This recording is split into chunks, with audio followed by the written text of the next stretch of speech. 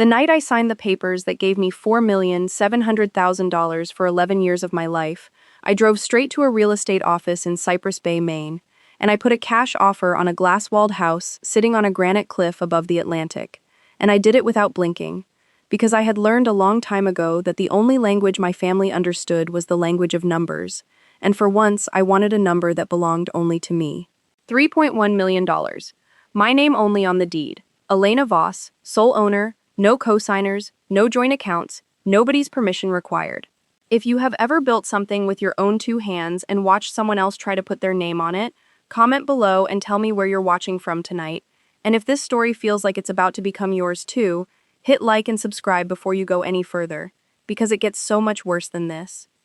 I want to tell you who I was before that night, because the version of me sitting in that empty, echoing house with a glass of unopened champagne on the kitchen island was not the version of me anyone in my family ever bothered to understand.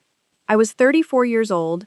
I had spent the last decade as a founding partner at Voss & Cole Forensic Analytics, a boutique firm that did one specific, unglamorous thing extraordinarily well. We traced money. Divorce attorneys hired us to find hidden assets. Corporate boards hired us when a controller's numbers didn't add up. Insurance companies hired us when a claim smelled wrong.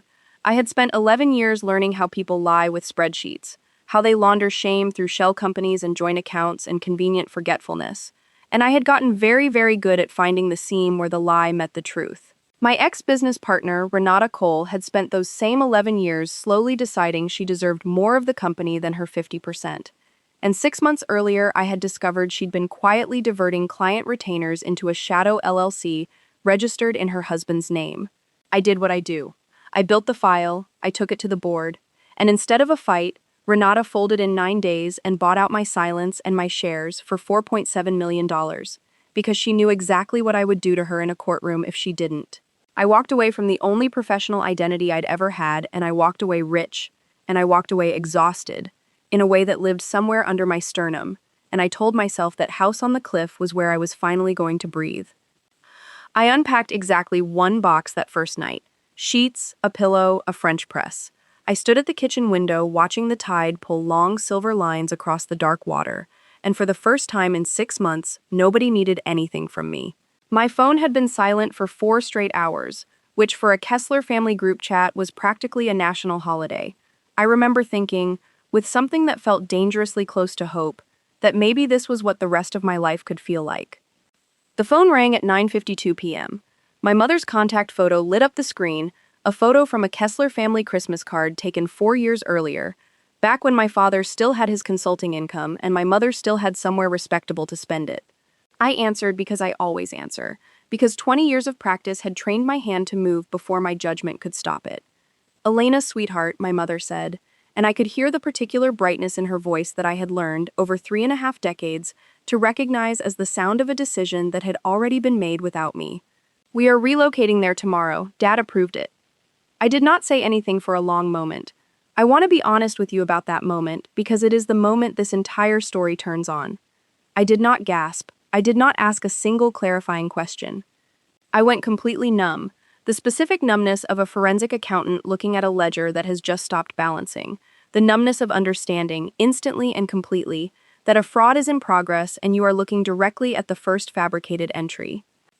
"Relocating where, Mom?" I said, very evenly, though I already knew the answer with total certainty, the way you know the ending of a story the second you recognize its shape. "To your house, obviously," she said, and I heard the clink of ice in a glass, my mother's evening Chardonnay, the sound of a woman settling into a decision. It's absurd for a house that size to sit there with just you rattling around in it. Your father's back can't handle the condo stairs anymore, and frankly, sweetheart, this is what family does. We take care of each other. "I bought that house 6 hours ago," I said. "And we are so proud of you," she said, in the tone she used when she was not listening to a single word I said, the tone reserved for moments when my accomplishments were simply raw material for her next request. "Diane Marchetti's daughter bought a condo in Portland and didn't even offer her mother a guest room. Can you imagine? You were raised better than that." I closed my eyes and pressed my palm flat against the cold granite countertop, feeling the specific chill of stone that had been quarried, cut, and installed for my life alone, and I asked the question I already knew the answer to. "And if I said no?" There was a pause on the line, a pause I had heard 1,000 times before, the pause my mother used right before she delivered the sentence designed to end a conversation rather than continue it. "If you dislike it," she said, lightly, almost cheerfully, as if she were suggesting I return a sweater that didn't fit, find another place. I stood there in my kitchen with the phone against my ear, and I felt something inside my chest go very quiet and very still. The way the ocean goes quiet right before a wave breaks. My hands were trembling, actually trembling, a fine electric tremor running from my wrists into my fingers, and I looked down at them almost with curiosity, the way you'd study a stranger's hands. And then, God help me, I smiled. I felt my own mouth curve upward in the dark reflection of the kitchen window, a smile with absolutely no joy in it, a smile that belonged to a woman who had spent 11 years learning exactly how to build an airtight case against someone who thought they were untouchable. "Of course, Mom," I said. "Come tomorrow, I'll have a welcome ready for you." I hung up the phone, and I did not cry, and I did not call anyone to vent, and I did not throw the phone across the room the way some version of me from 10 years earlier might have. Instead, I opened my laptop at the kitchen island, and I created a new folder, the way I had created 1,000 new folders across 1,000 cases that started with someone underestimating exactly who they were dealing with, and I named it, simply, Arrival. There were 3 things eating at me that night, 3 separate fires burning under 3 separate rooms of my life, and I want you to hold on to all 3 of them, because by the end of this story, every single one of them is going to catch. The first fire was financial, and it had a name. My mother's Chardonnay soft voice saying, "Your father approved it," when I knew, with the certainty of a woman who had spent a decade reading bank statements for a living, that my father hadn't approved anything, because my father hadn't been the one making decisions in that marriage since the day his consulting firm folded 4 years earlier. Something had been happening to my parents' finances for months, something I'd caught the edge of during a family dinner in March when my mother mentioned, almost carelessly, a small loan from my husband to help with cash flow. I hadn't pressed it then. I wish, more than almost anything, that I had. The second fire was personal, and it lived closer to home than I wanted to admit even to myself in that kitchen. My husband, Daniel Pierce, 37 years old, built like a magazine cover, and just as convincing, ran a boutique wealth strategy consultancy called Pierce Capital Advisory out of a glass office on the 9th floor of a building downtown. And for 3 years he had been, in every conversation with every friend, every dinner party, every LinkedIn post, the picture of effortless financial mastery. Daniel Pierce did not carry a wallet with visible cash in it, because Daniel Pierce did not believe in friction with money. Daniel Pierce wore a Patek Philippe that he told people was a gift from a grateful client. Daniel Pierce had, 3 weeks earlier, told me over dinner that Pierce Capital had just closed its best quarter yet. I am a forensic accountant. I read financials the way other people read faces. And 3 weeks earlier, over that same dinner, I had noticed something about the way Daniel's eyes moved when he said the word quarter. A specific flicker I had seen 100 times across conference tables from men who were about to be caught in something. The third fire was the one I hadn't let myself look at directly yet, the one that lived in a hotel receipt I'd found folded into the inside pocket of Daniel's overcoat 2 months earlier, while looking for his dry cleaning ticket, a receipt from the Lindquist Hotel downtown, dated on a Tuesday afternoon when Daniel had told me he was in Boston meeting a client, a receipt for a room booked for 4 hours in the middle of the day, paid in cash. I had put it back exactly where I found it. I had told myself it was nothing. Forensic accountants know better than anyone alive that "I told myself it was nothing" is the first sentence in almost every fraud file ever built. I sat at that kitchen island until nearly 2 in the morning, and I opened 3 separate documents. The first was labeled Kessler, Family Finances. The second was labeled Pierce Capital, Q Review. The third, the one my hands hesitated over the longest before I finally typed the header, was labeled simply Lindquist. At 2:14 a.m., I texted one person, a woman I had known since we were 9 years old, sharing a bunk bed at summer camp on Sebago Lake, a woman who had gone on to become the single most feared litigator in the state's financial crimes bar, a woman named Priya Nandan who had once told a hedge fund manager on record, in a deposition that later got quoted in a legal trade publication, that she didn't do settlements, she did endings. My text said only, "I think I need you. Not as a friend, as my attorney. Call me first thing." She called me back in 4 minutes, at 2:18 a.m., which told me everything about the kind of person Priya Nandan was, and everything about the kind of person I needed her to be. "Tell me everything," she said. "No hello, no how are you, the exact voice she used when a client's world was about to end and hers was about to begin. And Elena, don't leave anything out. Not one thing. I told her everything, or nearly everything, sitting in the dark of my new kitchen with the tide moving outside the window like a held breath. And by the time I hung up at nearly 4 in the morning, 3 separate files had grown teeth, and I had exactly 30 hours before my parents' moving truck was scheduled to arrive at my front gate. I did not sleep. I showered, made coffee I didn't drink, and by 6:30 in the morning I was in my car, driving to the one place in this story where the truth actually lives before anyone else finds it. The county recorder's office, 40 minutes inland, which opens at 7. The recorder's office smelled like toner and old paper, and the clerk behind the counter, a heavy-set man named Walt who had processed my document requests 100 times over the years for client cases, recognized me immediately. "Back again, Ms. Voss? Thought you retired."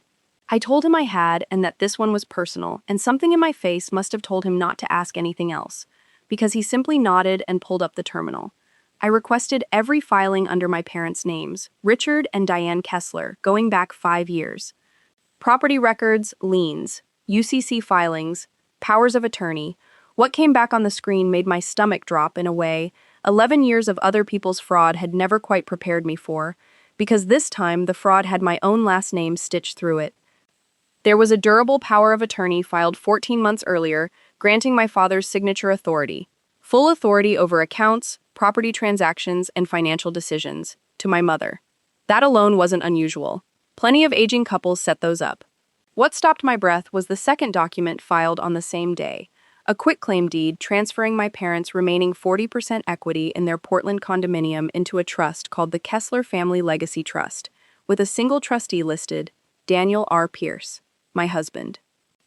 I sat in the parking lot of that recorder's office for 11 minutes without moving, watching a flock of gulls fight over a dropped sandwich in the gutter, feeling the particular vertigo of realizing that the ground I'd been standing on my entire adult life had never been solid at all. My husband was the trustee of my parents' trust. My husband, who 3 weeks earlier had told me Pierce Capital just closed its best quarter yet. My husband, whose overcoat had smelled faintly of a perfume that wasn't mine. I need to back up here, because you need to understand exactly how deep these roots went before I can tell you how I pulled them out. I married Daniel Pierce 6 years ago, at a vineyard in Sonoma, in front of 210 guests, wearing a dress that cost more than my first car. I had met him at a financial industry conference in Chicago where he was the featured speaker on a panel titled Building Generational Wealth Without Generational Debt, a title that would come to sit in my chest like a stone every time I thought about it later. He was charming in the specific way that charming men in finance often are, which is to say he was extremely good at making you feel like the smartest person in a room he had clearly already decided he controlled. My mother adored him instantly and completely, in a way she had never adored anything I'd built with my own hands. "Finally," she said to me in the bridal suite an hour before the ceremony, adjusting my veil with the particular satisfaction of a woman closing a deal. "Someone who understands the kind of life you should be living, Elena. You work too hard for someone who could just let a man take care of things." I want to be clear that I did not marry Daniel because my mother approved of him.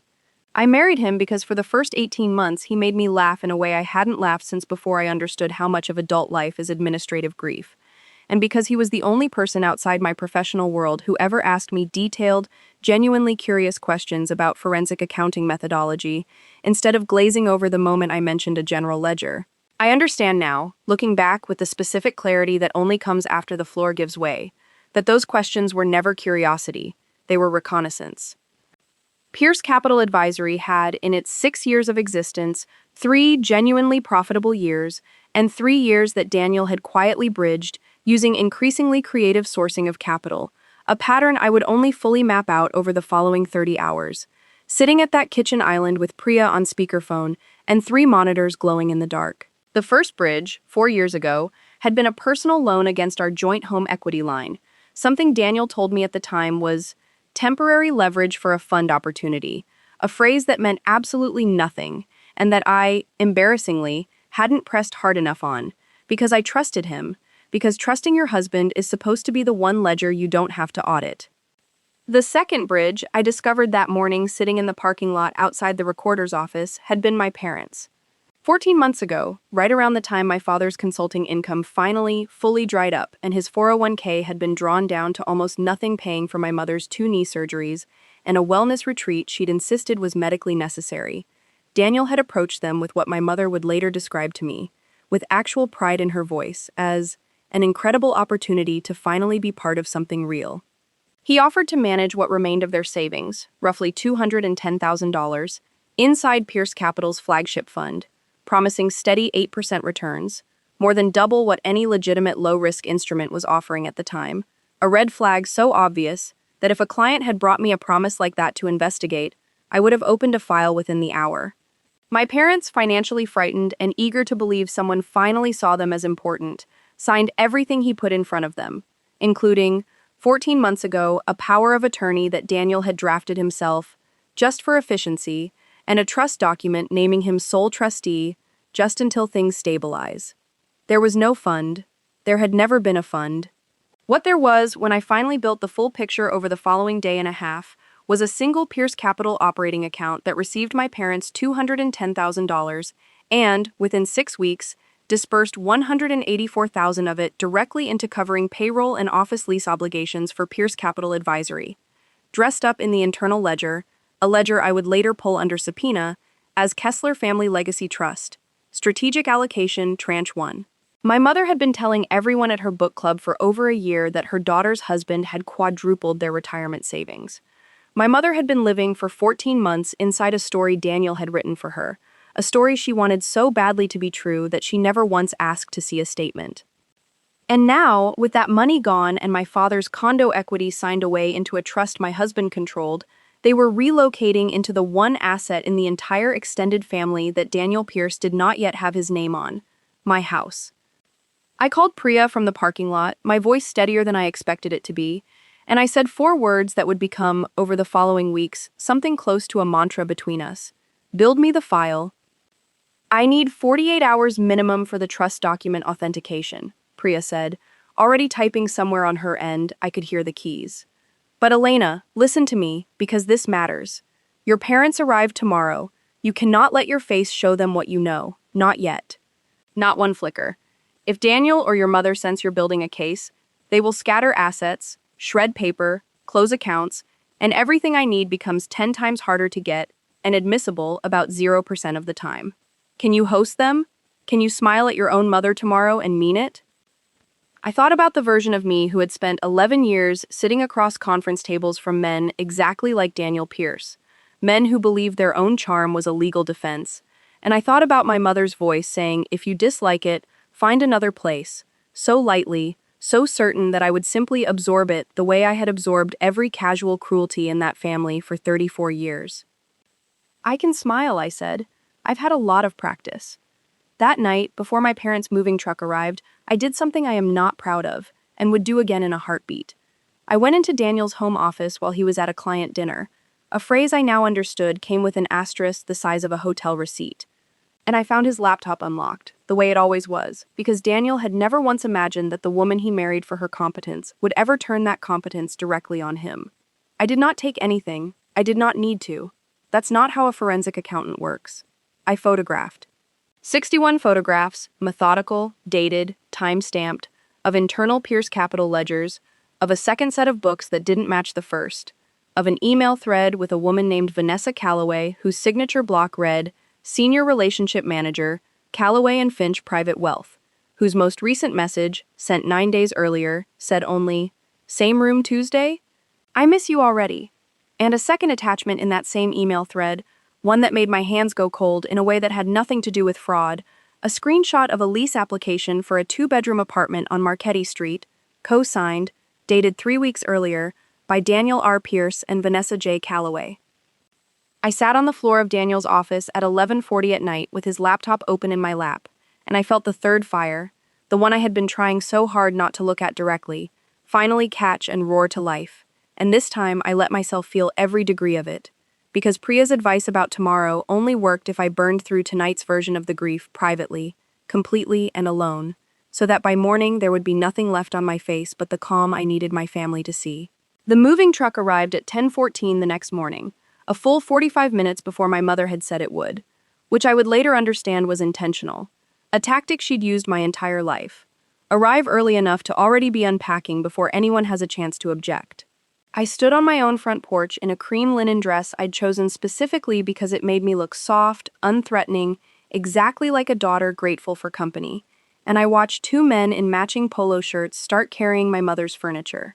Furniture I recognized instantly: the burgundy wingback chairs from the Portland condo, my grandmother's china cabinet, up the flagstone path toward my front door, as though the house had always been half theirs. My mother stepped out of her Lexus in a blush pink pantsuit, sunglasses pushed up into hair that had been freshly blown out for the occasion, and she opened her arms wide the second she saw me, calling out, "There she is, my brilliant girl," in a voice pitched for an audience, even though the only audience was two moving men and a scattering of gulls. I let her hug me. I let her kiss both my cheeks. I smelled her perfume, the same Chanel she'd worn since I was a child, and underneath it, faintly, the sourness of a woman who had been drinking Chardonnay since breakfast, to steady her nerves about a conversation she somehow still believed had gone well. "Isn't this just perfect?" she said, stepping back to survey my house. My house, $3.1 million, my name only on the deed, with the specific proprietary gleam of a woman doing math about which room she'd claim first. "Your father is going to love the water view from the primary suite." "Oh, don't worry, sweetheart. We won't take your room, we'll just use the guest wing. It's practically an apartment on its own." My father emerged from the passenger seat more slowly, and I want to tell you something about my father that took me 34 years and one forensic investigation to fully understand. Richard Kessler was not a villain in this story, so much as he was a man who had spent 4 decades slowly disappearing into the negative space my mother required in order to feel large. He hugged me with real warmth, the kind that still, even now, catches somewhere behind my ribs, and he said, quietly, "Just for me, you didn't have to do this, Elena. We could have found an apartment." There was something in his eyes when he said it, something apologetic and small, and I understood in that moment that whatever authority he'd supposedly used to approve this move had been theoretical at best. A signature on a decision made entirely without him. The same way his signature had ended up on a power of attorney he probably didn't fully remember signing. "Of course I did, Dad," I said, and I meant that part at least. "Come on in." The house filled with boxes by noon. By 1 o'clock, my sister Whitney arrived, unannounced, just to help, though within the first 10 minutes it became clear that Whitney's version of helping was walking through every room of my house, narrating its value out loud to her husband on speakerphone. Whitney was 29, 3 years out from a real estate license she'd gotten and barely used. Currently between what she called brand partnerships and what the rest of us understood to be a string of failed multi-level marketing ventures. And she had exactly one trait that had defined her since childhood, and that I watched her perform, uninterrupted, for the entire length of that first afternoon. An appetite for whatever wasn't hers, dressed up as enthusiasm. "Oh my God, Elena, this backsplash is insane. Is this the same contractor who did the Henderson's kitchen? Grant is going to die when he sees the primary bath. We should totally do a couples trip here this summer. The guest wing has like 4 bedrooms, right?" Mom said 4? She picked up a ceramic vase I'd bought at a gallery in Portland 2 years earlier, turned it over to check the maker's mark, and set it back down slightly off from where it had been, a habit I would notice, over the following weeks, that she performed with nearly every object of value in my home, an inventory disguised as admiration. Her husband Grant arrived that evening for family dinner, a phrase that within 1 hour of my parents moving in had apparently already become a standing expectation, rather than a one-time invitation. Grant Hale was 31, worked in business development for a company I had once, out of professional curiosity, looked up and found had exactly 6 employees and no public financials. And he had one trait that announced itself the second he walked through my front door and never once let up: the absolute, unshakable certainty that every room he entered existed to receive his opinion. He walked directly to my wine fridge without asking, pulled out a bottle of Barolo I'd been saving, uncorked it standing at my kitchen island, and said, to no one in particular, "This is a decent house, Elena, but honestly, for this money I'd have gone further up the coast, better resale, better school district if you ever, settle down properly." He said this while topping off his own glass first, then Whitney's, then setting the bottle down without offering it to anyone else at the table. A small, specific cruelty so casual it barely registered as one, the kind of thing that only becomes visible when you watch it repeat. I sat at the head of my own dining table that first night, surrounded by 6 people eating food I had bought, drinking wine I had bought, sitting in chairs I had bought, in a house that existed because I had spent 11 years building something my own hands could point to, and I listened to my mother tell the table, for the third time that month by my count, the story of how Daniel had quadrupled her retirement savings. Watched Daniel accept the compliment with a small, practiced, self-deprecating smile, watched him reach over and squeeze my hand under the table in a gesture that would have read, to anyone watching, as tender. I smiled back at him. I want you to understand that this was the hardest performance of my entire life.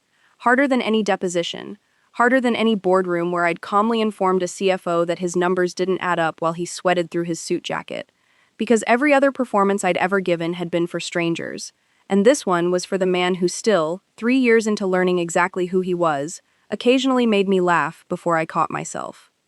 "You've always been so generous with this family, Daniel," I said, and watched my mother beam at him like he'd personally hung the moon over Cypress Bay, and felt, underneath the table, my own hand curl slowly into a fist against my thigh, where nobody could see it. Over the following 2 weeks, I watched the four of them settle into my house the way water settles into every low point in a foundation, finding every crack, filling every space I hadn't known was hollow. My mother reorganized my kitchen cabinets to make more sense, without asking, moving my grandmother's cast iron to a high shelf she couldn't reach, and installing her own china in the space at eye level. A small territorial act I recognized immediately as the same move she'd made with every space she'd ever occupied.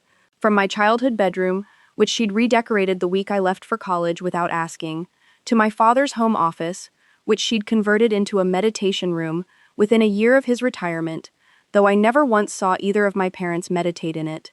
My father, by contrast, grew smaller by the week, spending most of his afternoons on the back deck with a paperback he rarely turned the pages of. And twice I caught him standing at the edge of the property line, looking out at the water with an expression I couldn't quite name, something between grief and apology, and both times he startled when he noticed me watching, like a man caught doing something shameful simply by standing still. Whitney and Grant became weekend fixtures within 10 days, arriving Friday evenings and staying through Sunday brunch, and each visit added something new to Whitney's running inventory of my life. A comment about how practical it would be if I let them use the guest wing as a home base while they house hunted, a suggestion that I should really think about adding them to the property insurance just in case. A moment on the second Saturday when I walked into my own primary closet and found Whitney standing in front of my open jewelry box, holding my grandmother's sapphire ring up to the light, and when I asked what she was doing, she didn't even flinch, just said, breezy and light, "Oh, I was just seeing if this was the one Mom always talks about. It's gorgeous. You should really get it appraised. Insurance rates on stones like this have gone up so much." And set it back down at a slightly wrong angle in the box. The exact same gesture as the vase.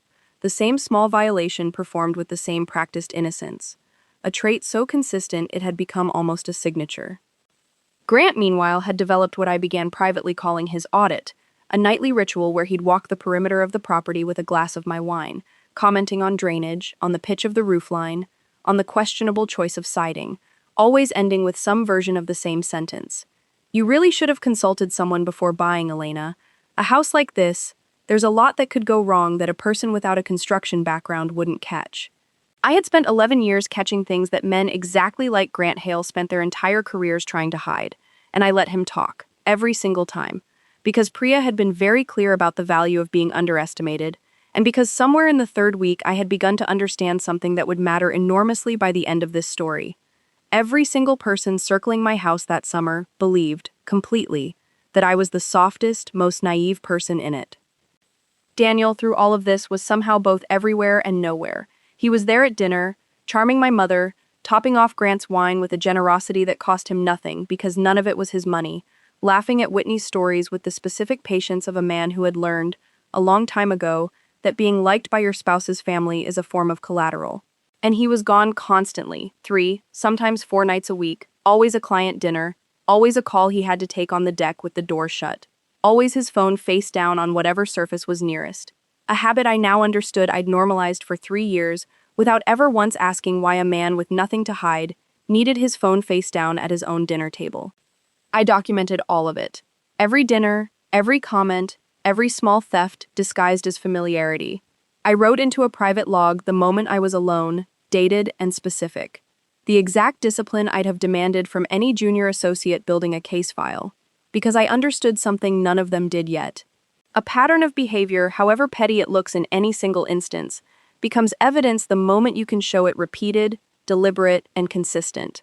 And I intended to be able to show every single one of them, in exact and humiliating detail, exactly who they had chosen to be when they thought no one serious was watching.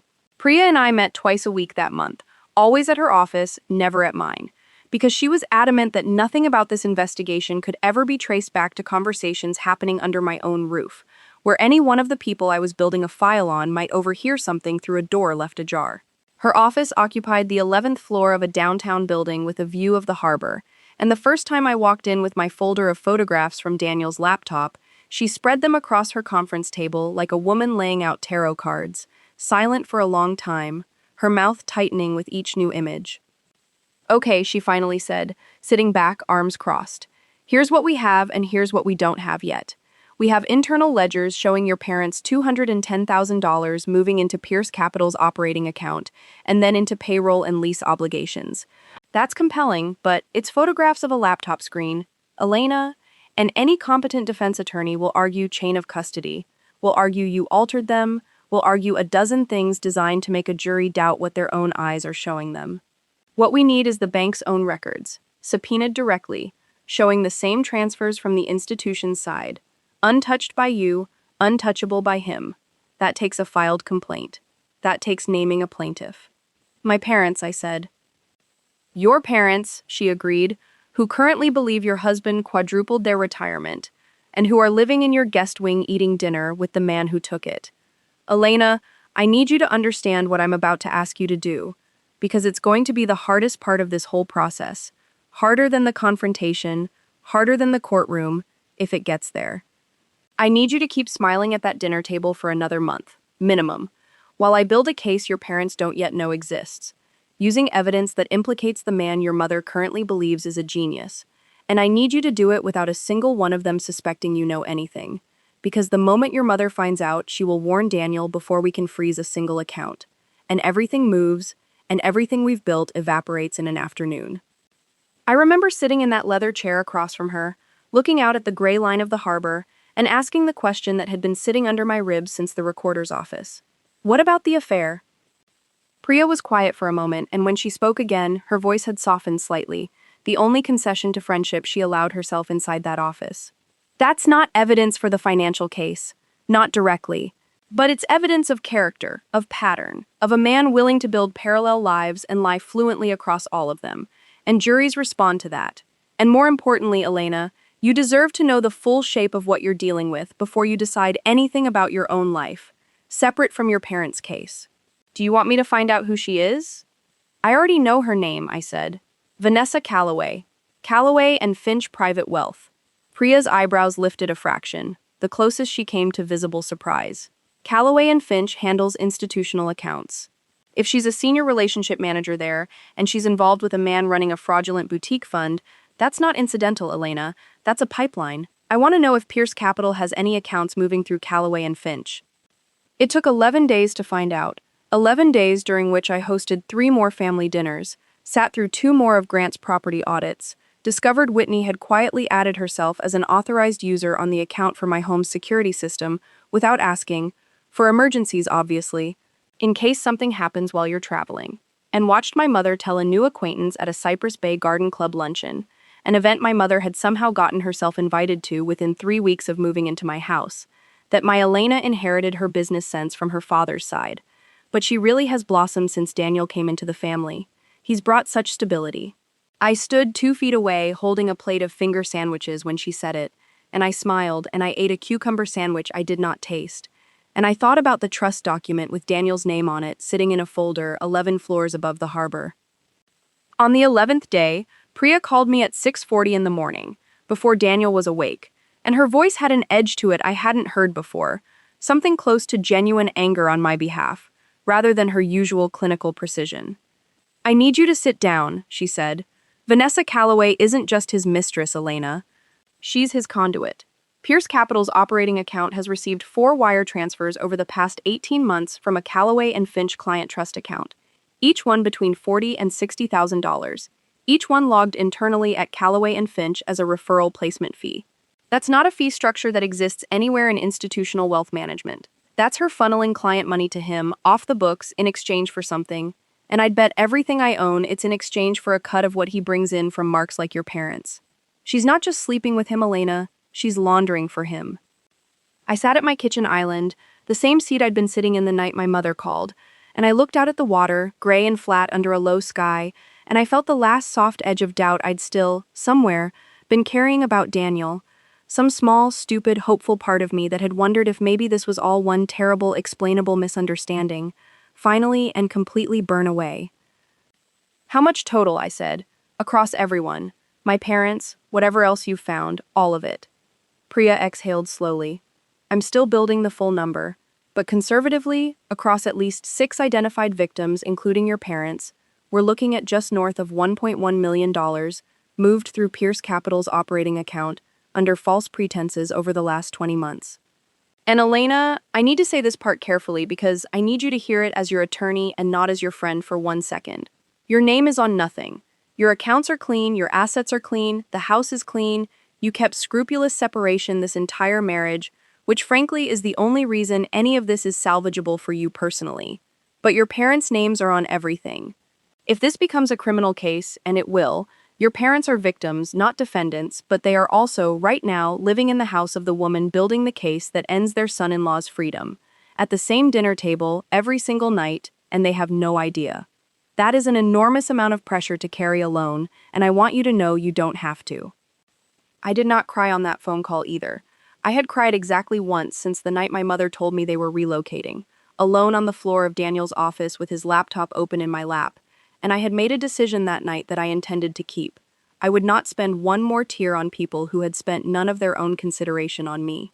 What I did instead, after I hung up with Priya, was open a fresh document and begin drafting what would become, over the following weeks, the single most important piece of writing I have ever produced in my life. A night, an evening, an event, designed with the same precision I'd have brought to any forensic engagement. An event that would place every single person who needed to see the truth in the same room, at the same moment, with no way to look away from it. I called it in my own notes only the evening. To everyone else, when I finally announced it 3 weeks later, it would be called a housewarming gala.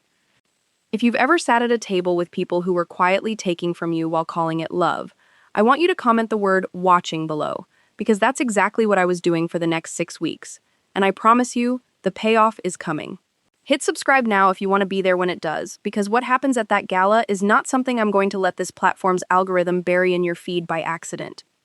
The housewarming idea came to me, appropriately, during one of Grant's nightly property audits, 3 days after the call from Priya, when he stood on my back deck swirling a glass of my Sancerre and said, apropos of nothing, you know what this house needs, Elena? A proper party. You bought this incredible place and you haven't even shown it off. People are starting to talk, honestly, wondering if you're embarrassed of the family or something. He laughed at his own joke, the specific laugh of a man who has never once considered that a joke could land as anything other than charming, and I stood there with my own glass of wine, untouched, and felt the entire architecture of the evening assemble itself in my mind in the space of about 4 seconds. You're right, I said, and I watched Grant's face light up with the particular satisfaction of a man who believes he's just had a good idea, never once suspecting he'd just handed me the final piece of a plan that had been forming for weeks. I think it's time everyone saw this house exactly as it is. I set the gala for a Saturday 6 weeks out, which gave me exactly the amount of time Priya needed to finish building an airtight case, and exactly the amount of time my mother needed to turn a small housewarming into what she began calling, within 4 days, the event of the season, inviting the entire Cypress Bay Garden Club, 3 of my father's old consulting contacts, half of Whitney's real estate contact list, and, at Daniel's insistent suggestion, several of Pierce Capital's largest active clients, a detail I filed away with the particular satisfaction of a woman watching a man build his own gallows and hang the invitations himself. It's smart, actually, Daniel said one night, reviewing the guest list at the kitchen island with a glass of the good scotch he'd started keeping in my liquor cabinet without asking. The same casual colonization Whitney had performed with my jewelry box and Grant had performed with my wine fridge. A family-wide instinct I was beginning to understand wasn't incidental but inherited, taught, practiced, across 3 generations of Kesslers and absorbed wholesale by every person who married into or orbited them. Clients love seeing the lifestyle in person. It closes deals faster than any pitch deck.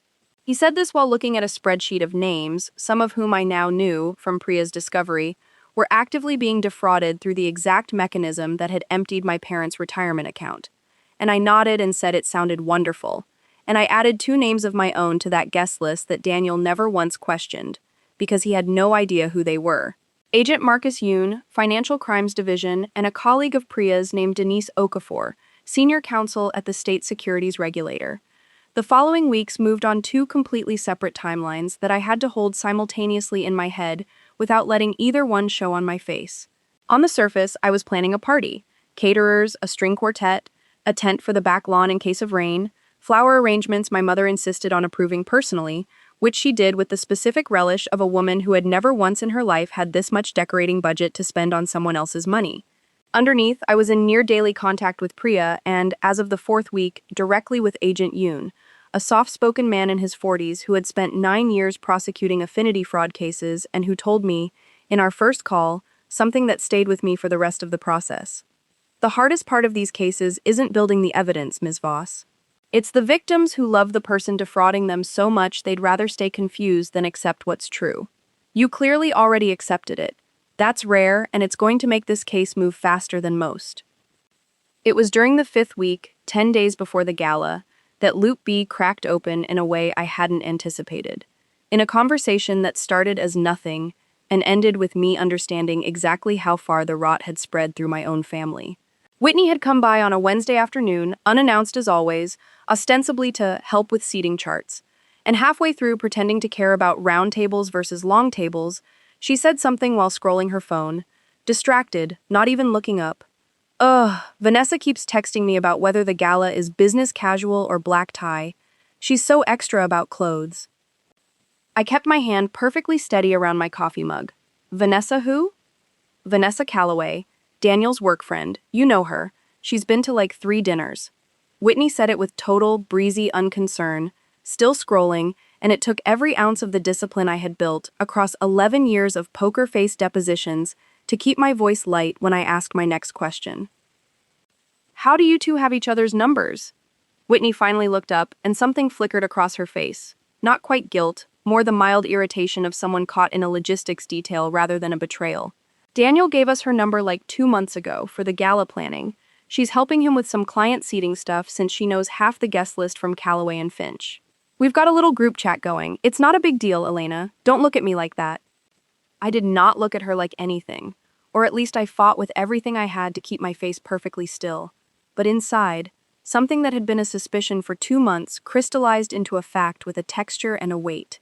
My sister had known Vanessa Calloway's name, had her phone number, had been in a group chat with her for 2 months, and had never once mentioned it, never once found it strange that her brother-in-law's work friend was texting her about wardrobe for a family event. Never once wondered why a woman neither of my parents had ever met was suddenly embedded enough in Daniel's life to be coordinating logistics. I understood, sitting there with the seating chart between us, that Whitney either knew exactly what Vanessa was to Daniel and had decided it wasn't her problem, or worse, had known and had simply enjoyed being close to a secret, the way she enjoyed being close to anything that felt slightly forbidden and slightly glamorous. A small private thrill she got to carry around that made her feel, for once, like she knew something the rest of us didn't.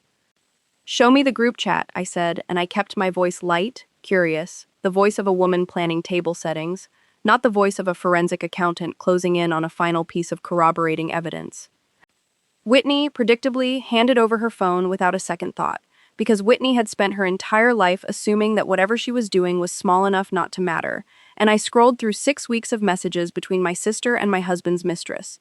Messages about seating charts and dress codes, yes, but also, buried in the casual chatter, 3 messages that told me everything I needed to know about how long this had been going on and how comfortable everyone involved had become with its permanence. A message from Vanessa 5 weeks earlier. Can't wait for things to be different after this year. Dee says it's close. A message from Whitney in response. I still can't believe Elena has no idea. Honestly, kind of impressive how oblivious she is. Lol. And a third message, the one that made my hands go cold in a way nothing else in this entire process had, sent by Whitney only 12 days earlier. Don't worry, when it all comes out, I'll help you and Dee figure out the best way to tell Mom. She loves you already anyway. I handed the phone back to my sister with a steady hand and a steady smile, and I said something about the seating chart, something forgettable, something that let her leave my kitchen 20 minutes later, with absolutely no idea that she had just handed me the final confirmation I needed of exactly how far her opportunism ran. Not just petty theft from a jewelry box, not just a slightly off face, but active, willing complicity in the dismantling of my marriage and my parents' finances.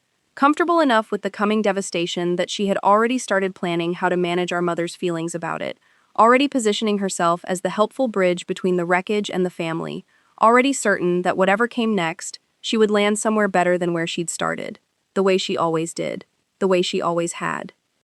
That night, I sat with Priya on a video call until almost midnight, and I told her everything, and for the first time in 6 weeks, I watched her expression genuinely change. Not the calm, clinical focus she usually held, but something closer to fury held carefully in check for my sake. This changes the shape of the evening, she said finally, because now it's not just Daniel and Vanessa we're exposing. It's your sister's complicity, sitting right there at the same table, and Elena, I have to ask you something, and I need you to answer honestly. Do you want to spare Whitney anything? Some clients, when it comes to blood family, they want a private conversation instead of a public reckoning. There's no wrong answer, but I need to know before I finalize the plan for Saturday. I thought about the vase, moved an inch off its mark, and set back down like nothing had happened. I thought about my grandmother's sapphire ring lifted to the light and returned crooked in its box. I thought about find another place, said so lightly, like returning a sweater. I thought about, I still can't believe Elena has no idea. Honestly, kind of impressive how oblivious she is. Lol, typed by my own sister with her thumbs, laughing at me in a group chat with the woman sleeping with my husband, 12 days before she stood in my kitchen with total, unbothered composure, discussing seating charts as if she hadn't spent 2 months quietly rooting for my life to fall apart. No, I said, I don't want to spare anyone anymore, Priya. I spent 34 years being the reasonable one so everyone else could afford not to be. Saturday, they all find out together, in the same room, at the same moment. I want every single one of them to watch every other one of them get exposed in real time. I want my mother to understand exactly what her Chardonnay soft voice cost her. I want Whitney to understand what it cost to laugh at someone for being oblivious when the truth is, she was never even close to as smart as she thought she was being. And I want Daniel, I said, and hear my voice, for the first time in 6 weeks, cracked very slightly, just once before I caught it and steadied it again. I want Daniel to understand that the woman he thought he could quietly rob for the rest of her life spent her entire career becoming exactly the kind of person who was never going to let that happen. Priya was quiet for a moment on the other end of the line. Okay, she said finally, softly. Then let's build you a Saturday nobody in that family will ever forget. 3 days after the conversation with Whitney, my mother gave me the second scene I needed, one that would have been almost funny in its predictability if it hadn't cost me something real to sit through.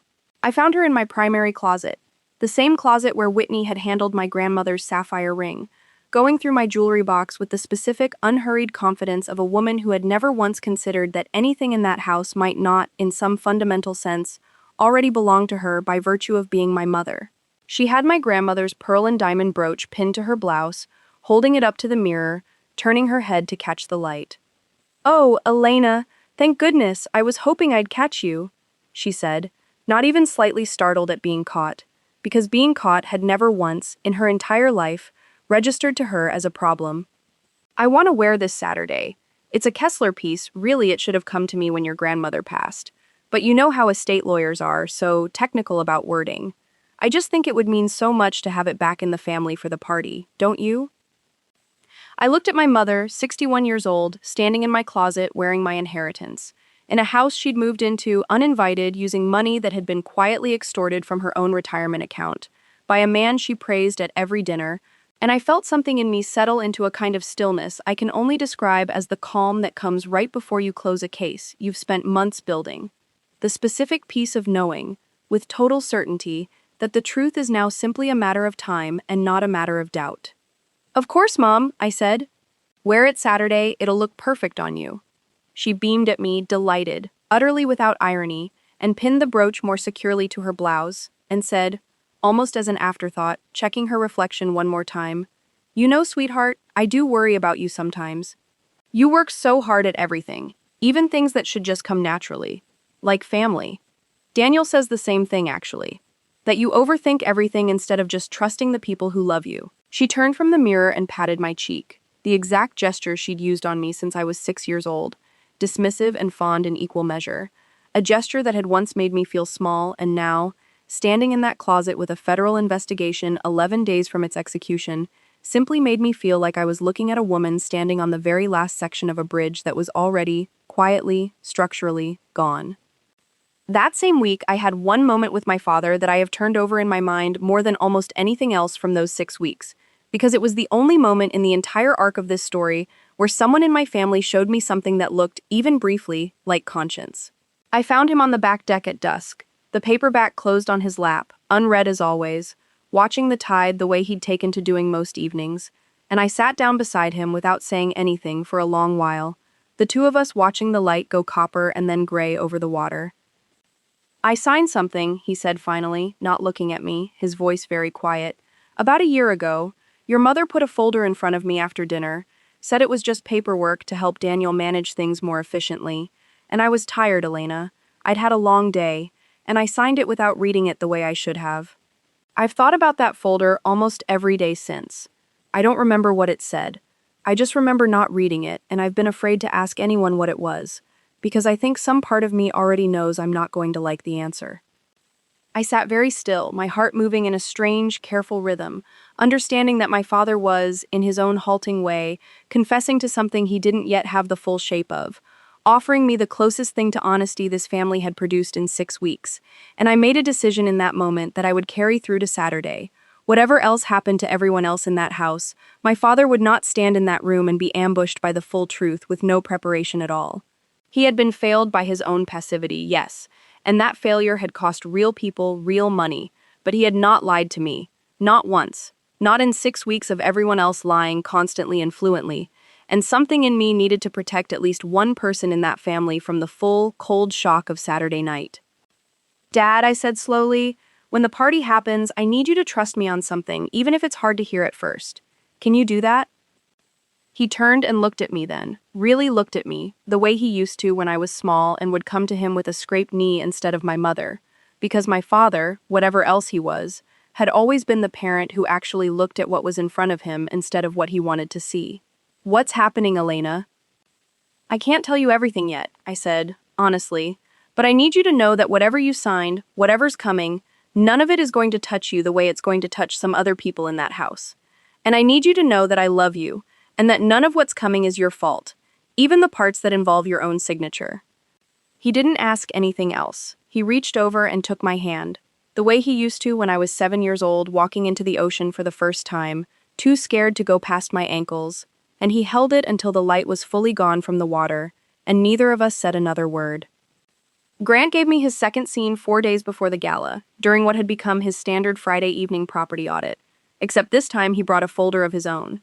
Printed pages he set down on my kitchen counter with the specific, self-satisfied flourish of a man who believed he was about to deliver a masterstroke. "So I did some digging," he said, "because, no offense, Elena, but somebody in this family needs to actually protect our interests here, and I found something you should probably know about before Saturday." He slid the folder toward me, and inside was a printout, badly formatted, clearly pulled from a public records search, showing that the house's flood insurance rider had lapsed for a period of 6 weeks during the closing process. A genuinely minor administrative gap that had already been resolved by my title company before I ever moved in. "This is a real problem, Elena," he said, tapping the page with real seriousness. "And honestly, I think you should let me handle renegotiating your policy going forward.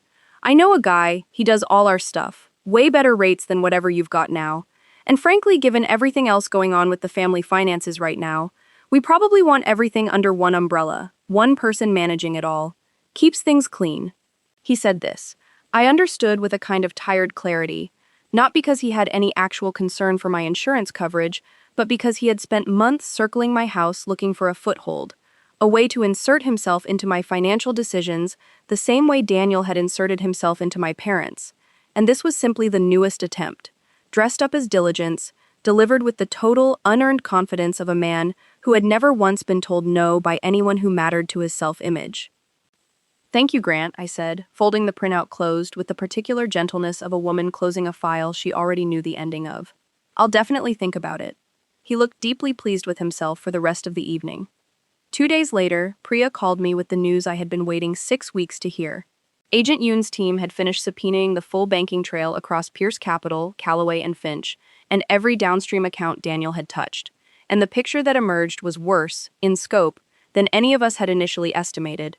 Not $1.1 million, but $1.6 million, spread across 9 identified victims, my parents among the smallest of the losses. A federal freeze order on Pierce Capital's operating accounts and Daniel's personal accounts had been quietly approved and was ready to execute the moment Agent Yoon gave the signal, which he had agreed, at Priya's request, to hold until the exact moment I asked him to. Saturday night, in my own home, in front of every single person who needed to watch it happen. "There's one more thing," Priya said, and something in her voice told me this last piece mattered more than all the others. "The trust document? The one with Daniel as sole trustee over your parents' condo equity? It's fraudulent on its face, Elena. Your father's signature on the underlying power of attorney doesn't match 3 prior notarized signatures on file from the same year. We had a forensic document examiner compare them independently of your firm's old methodology. Completely clean chain of custody. Daniel forged your father's signature, or had someone forge it for him, to grant himself trustee authority he was never legally given. That's not just fraud anymore. That's forgery, on top of everything else. Agent Yoon says with what we have now, this isn't a civil matter anymore even if you wanted it to be. This is a federal case, and it's airtight, and it's ready." I stood at my kitchen window that night, the same window I'd stood at the very first evening in this house, watching the same tide pull the same long silver lines across the dark water, 6 weeks and a lifetime away from the woman who had opened a single box of sheets and a French press and believed, for a few hours, that peace might simply be a matter of a good address. I thought about my mother's voice saying, "If you dislike it, find another place," and I thought, finally, without any bitterness left in it at all, only clarity, no, I don't dislike it. I love this house. And on Saturday, I'm going to watch every single person who tried to take it from me find somewhere else to go instead. The last 4 days before the gala moved with a strange, dilated slowness, the way I imagine time moves for a surgeon in the final hour before an operation they've rehearsed 100 times in their mind and only get to perform once. I threw myself into the visible layer of preparation with an intensity that startled even my mother, who kept remarking, with real pleasure, on how much this whole event seems to be healing something in you. "Sweetheart, you've really come alive this week."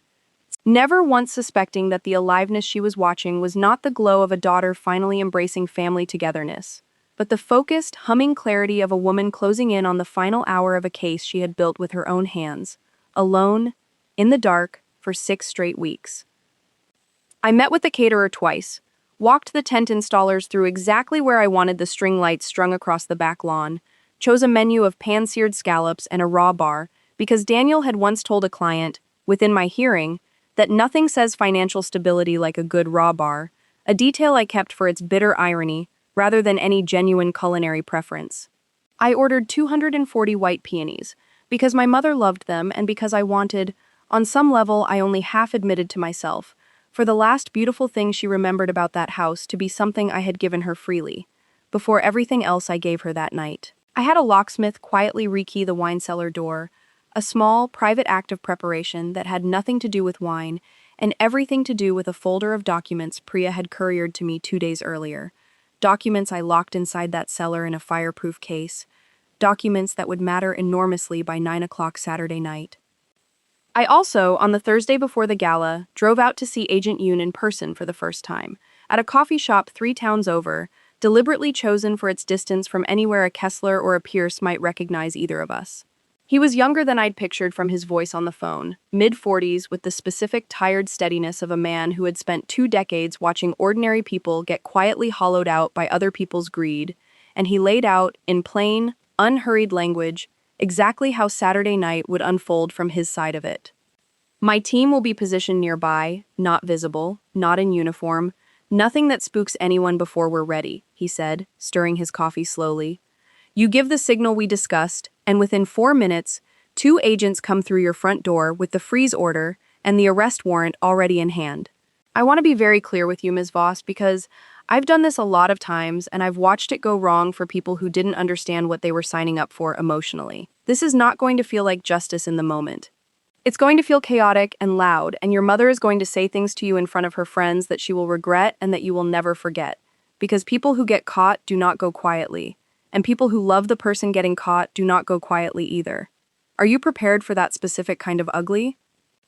I thought about 6 weeks of smiling at a dinner table while my own family redecorated my life without asking. About a sapphire ring returned crooked in its box. About a brooch pinned to my mother's blouse with total unearned confidence. About I still can't believe Elena has no idea. Honestly, kind of impressive how oblivious she is, lol. And I looked Agent Yoon directly in the eye and said, I've spent 11 years building cases against people who thought their charm was a legal defense. I know exactly what ugly looks like when the truth finally lands on someone who thought they'd never have to hear it. I'm ready. He studied me for a moment, the particular assessing look of a man who had, over 2 decades, developed an instinct for which victims were going to fold under the weight of Saturday and which ones were going to walk through it standing straight the whole way.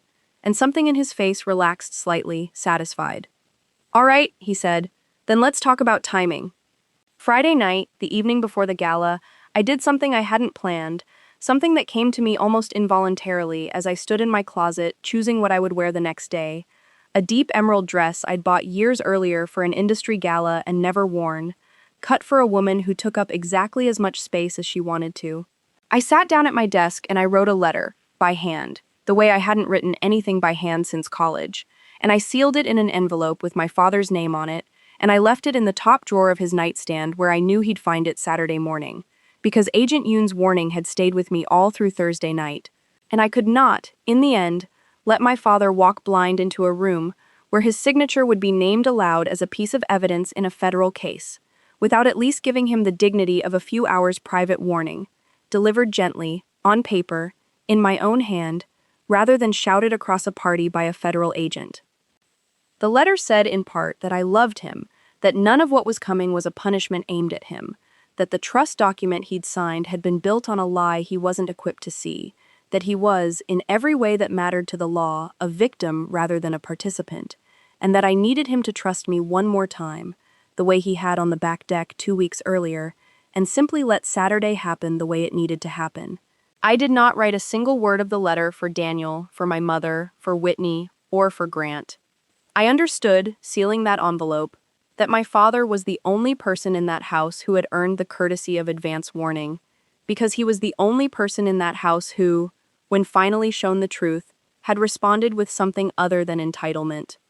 Saturday morning arrived gray, and then, by 10, brilliantly clear, the specific coastal light that made the whole house glow gold along its western edge, and I woke before anyone else and walked down to the water alone, the way I used to do as a much younger woman before every ounce of my time belonged to other people's needs. And I stood at the edge of the tide with my bare feet in the cold Atlantic, and I let myself, for exactly 10 minutes, feel the full weight of everything that had happened in the 6 weeks since my mother's phone call. The grief of it, the betrayal of it, the specific loneliness of having built an entire case in total secrecy from every person who was supposed to love me best. And then I walked back up to the house, and I did not let myself feel it again until it was over. By noon, the caterers had arrived, the string quartet was rehearsing on the back lawn, the tent glowed white against the blue afternoon sky, and my mother swept through the house in a robe, directing florists with the specific delighted authority of a woman who had never once thrown a party this size in her own name, and intended to enjoy every second of pretending, for one evening, that this house and this life had always partly belonged to her. My father found the letter at 11:40 that morning. I know because I heard him come find me on the back deck afterward, his face pale and drawn in a way that told me he'd read every word twice, and he simply nodded once, a small, grave nod, and said, "Okay, Elena." "Okay." And then he went and sat with his coffee and watched the caterers set up tables on the lawn, quiet in a way that felt less like fear and more, I thought, like a man finally bracing himself to stand up straight after 4 years of slowly disappearing. Whitney and Grant arrived at 4 to help, which meant Whitney rearranging centerpieces that were already correctly arranged, and Grant conducting one final property audit of the tent structure, tapping poles and commenting on wind load with the confidence of a man who had never once installed a tent in his life. Daniel emerged from his home office at 5, freshly showered, in a navy suit I'd bought him for our 3rd anniversary, and he found me in the primary bedroom doing my makeup, and he stood behind me in the mirror and put his hands on my shoulders and said, with what I now understood was the practiced sincerity of a man who had been performing devotion for 3 years straight. "This is going to be a great night, Elena. I'm proud of you. This house, this life you built, it's incredible." I looked at his reflection in the mirror, at the face I had once genuinely loved, and I said, my voice perfectly steady, "It really is going to be a night to remember, Daniel." And I watched him smile, completely unaware, and kiss the top of my head, and walk out to greet the first arriving guests, and I sat alone at my vanity for one more minute, closed my eyes, and breathed. By 6:30, the house was full.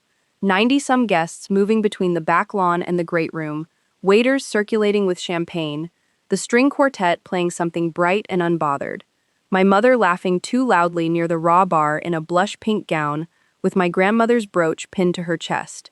Whitney holding court near the fire pit, describing the house's square footage to a cluster of her real estate contacts as though she'd had any hand in choosing it.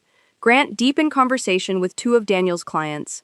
Already, I noted with grim amusement, attempting to insert himself into their business the exact same way he'd tried to insert himself into my insurance. Daniel moved through the crowd like a man born for exactly this kind of room, shaking hands, laughing at jokes, his arm finding my waist every few minutes in a gesture of easy, practiced ownership that 90 guests read as marital warmth and that I now understood, standing inside it, as simply the last few hours of a performance that was about to end forever. And near the edge of the tent, arriving fashionably at 7, in a deep red dress and heels that cost more than most of my early client retainers, was Vanessa Calloway, greeted by Daniel with a professional handshake and a smile that lasted exactly 1/2 second too long. Greeted by Whitney with a hug and a whispered exchange I didn't need to hear to understand completely. And greeted, from a careful distance, by two guests my mother assumed were simply some of Elena's old work friends, a soft-spoken man named Agent Marcus Yoon, and a sharp-eyed woman named Denise Okafor, both of them holding champagne flutes they weren't drinking, both of them watching the room with the specific patient attention of people who had done this exact thing many times before and knew, better than anyone else present, that the party was already over. It just hadn't ended yet.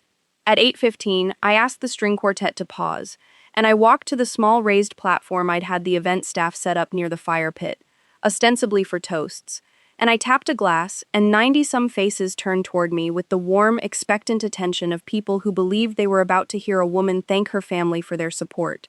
My mother beamed from the front of the crowd. Daniel stood just behind her, one hand already reaching for my waist as I stepped up, and I moved just slightly, just enough that his hand found air instead, a small physical refusal that only he, standing that close, would have registered at all. "Thank you all for being here tonight," I began, my voice carrying easily across the lawn, steady in a way that surprised even me. To celebrate this house, and honestly, to celebrate what I thought 6 weeks ago was going to be the start of a new chapter for my whole family. I want to tell you a little bit about the last 6 weeks, because I think most of you only know the version of this story that's been on the surface. I let that sentence sit for a beat longer than was comfortable, and I watched, with the same clinical attention I'd have given a spreadsheet, the small shift that moved through certain faces in that crowd and not others. My mother's smile staying frozen a half second too long. Whitney's hand tightening slightly around her wineglass. Daniel's jaw setting in the particular way I recognized from 3 years of watching him manage difficult clients. 6 weeks ago, the night I bought this house, my mother called to tell me she and my father were moving in the next day. Whether I'd agreed to it or not, I said, and I heard a ripple of soft, uncertain laughter move through the crowd, the kind of laughter people offer when they think they're being let in on a charming family story. When I asked what would happen if I said no, my mother told me, and I'm quoting her exactly, "If you dislike it, find another place." The laughter died down into something more uneasy now, sensing, correctly, that the tone of this toast had shifted underneath them. I want to be honest with all of you tonight because I've spent the last 6 weeks being honest with almost no one, and I'm tired of carrying it alone. I looked directly at my mother as I said the next part, and I watched her face, in real time, begin the slow collapse from confusion into something closer to fear. "Mom, the retirement savings you've been telling everyone at the garden club that Daniel quadrupled? There was never a fund. There was never an 8% return. Your $210,000 went straight into paying Daniel's office lease and payroll within 6 weeks of you signing it over, and the power of attorney you and Dad signed granting Daniel authority over your finances was drafted by Daniel himself, and the trust document that gave him control of your condo equity was built on a forged signature. The crowd had gone almost completely silent now, 90-some people frozen mid-sip, mid-conversation, the string quartet's instruments lowered, and I watched my mother's mouth open and close without sound, watched Daniel's face go through a rapid, practiced sequence of expressions, confusion, then wounded innocence, then, when he saw my face wasn't moving, something colder and more calculating underneath. And I kept going, because I had spent 6 weeks earning the right to finish this sentence. "It isn't just my parents, Daniel," I said, turning to him directly now, my voice never rising, never breaking. The exact register I'd used across 11 years of boardrooms informing men exactly like him that their numbers didn't add up. It's at least 9 victims and $1.6 million moved through Pierce Capital's operating account using forged authority and false return statements, some of it laundered through referral fees at Callaway and Finch. I turned, deliberately, to find Vanessa in the crowd, standing near the bar with her champagne flute frozen halfway to her lips, her face draining of color in real time. "Hello, Vanessa. I know who you are. I've known for 2 months. The lease on Marchetti Street was a nice touch, by the way. Very domestic." The gasp that moved through the crowd at that was audible, physical, 90 people's collective intake of breath, and I saw my mother's hand fly to her chest, to the brooch pinned there, my grandmother's brooch, worn that night with such easy, entitled confidence. And I saw Whitney's face go white with a different, more personal kind of fear. The fear of someone who suddenly understands that their own name is about to be said out loud in front of everyone they know. "Whitney," I said, and my sister actually flinched, physically flinched, at the sound of her own name in my mouth. "I know about the group chat. I know you've had Vanessa's number for 2 months, coordinating logistics for the woman sleeping with my husband. And I know that 12 days ago you told her, and I'm quoting you directly, that when it all comes out you'd help her and Daniel figure out how to tell Mom, because, and again, your exact words, she loves you already anyway."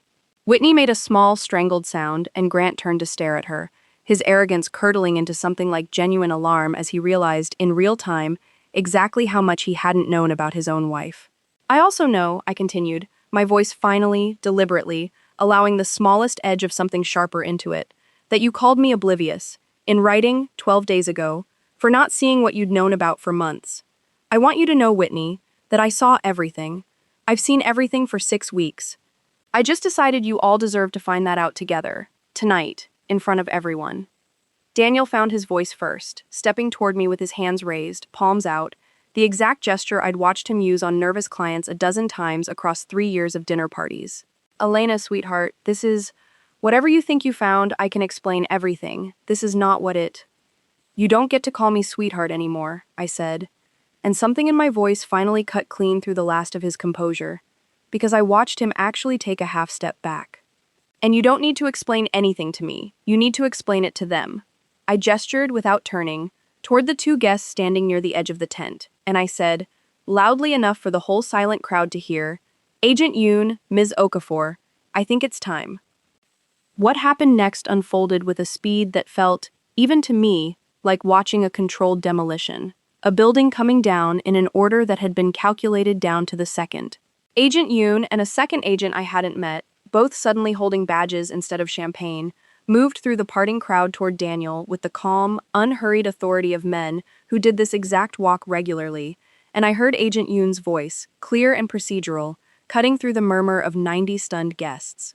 "Daniel Pierce, I have a federal warrant for your arrest on charges of wire fraud, securities fraud, and forgery, in connection with Pierce Capital Advisory. I need you to keep your hands where I can see them." Daniel's face, in that moment, lost every trace of the charm that had carried him through 3 years of dinner parties and 6 weeks of my own kitchen table. And what was left underneath it was something much smaller and much uglier, a man's naked, cornered panic, and he turned to me with something that might have been meant as a plea. "Elena, please, you don't understand what this will do to us, to the business, to your parents, if you just let me explain." "I understand exactly what it did," I said quietly, "to my parents. That's the whole point." My mother, meanwhile, had gone from stunned silence to something closer to hysteria, grabbing at my father's arm, saying, "Richard, do something. Tell them this is a misunderstanding. Tell them." And my father, standing very still beside her, said, in a voice I had never once heard him use in 34 years, low and level and finally certain, "Diane, I read the letter Elena left me this morning. I know exactly what's in that trust document. I signed it because you put it in front of me and told me it was routine, and I trusted you the way I trusted you with everything for 38 years, and I am done pretending I don't understand what that trust cost. Let her finish.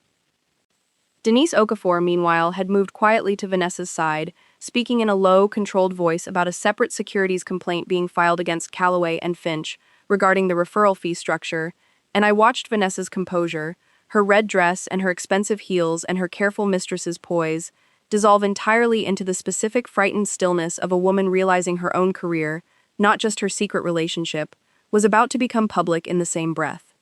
Agent Yoon read Daniel his rights in a voice pitched low enough that only the closest guests could hear the exact words, though the shape of what was happening was unmistakable to all 90 people standing frozen on my back lawn.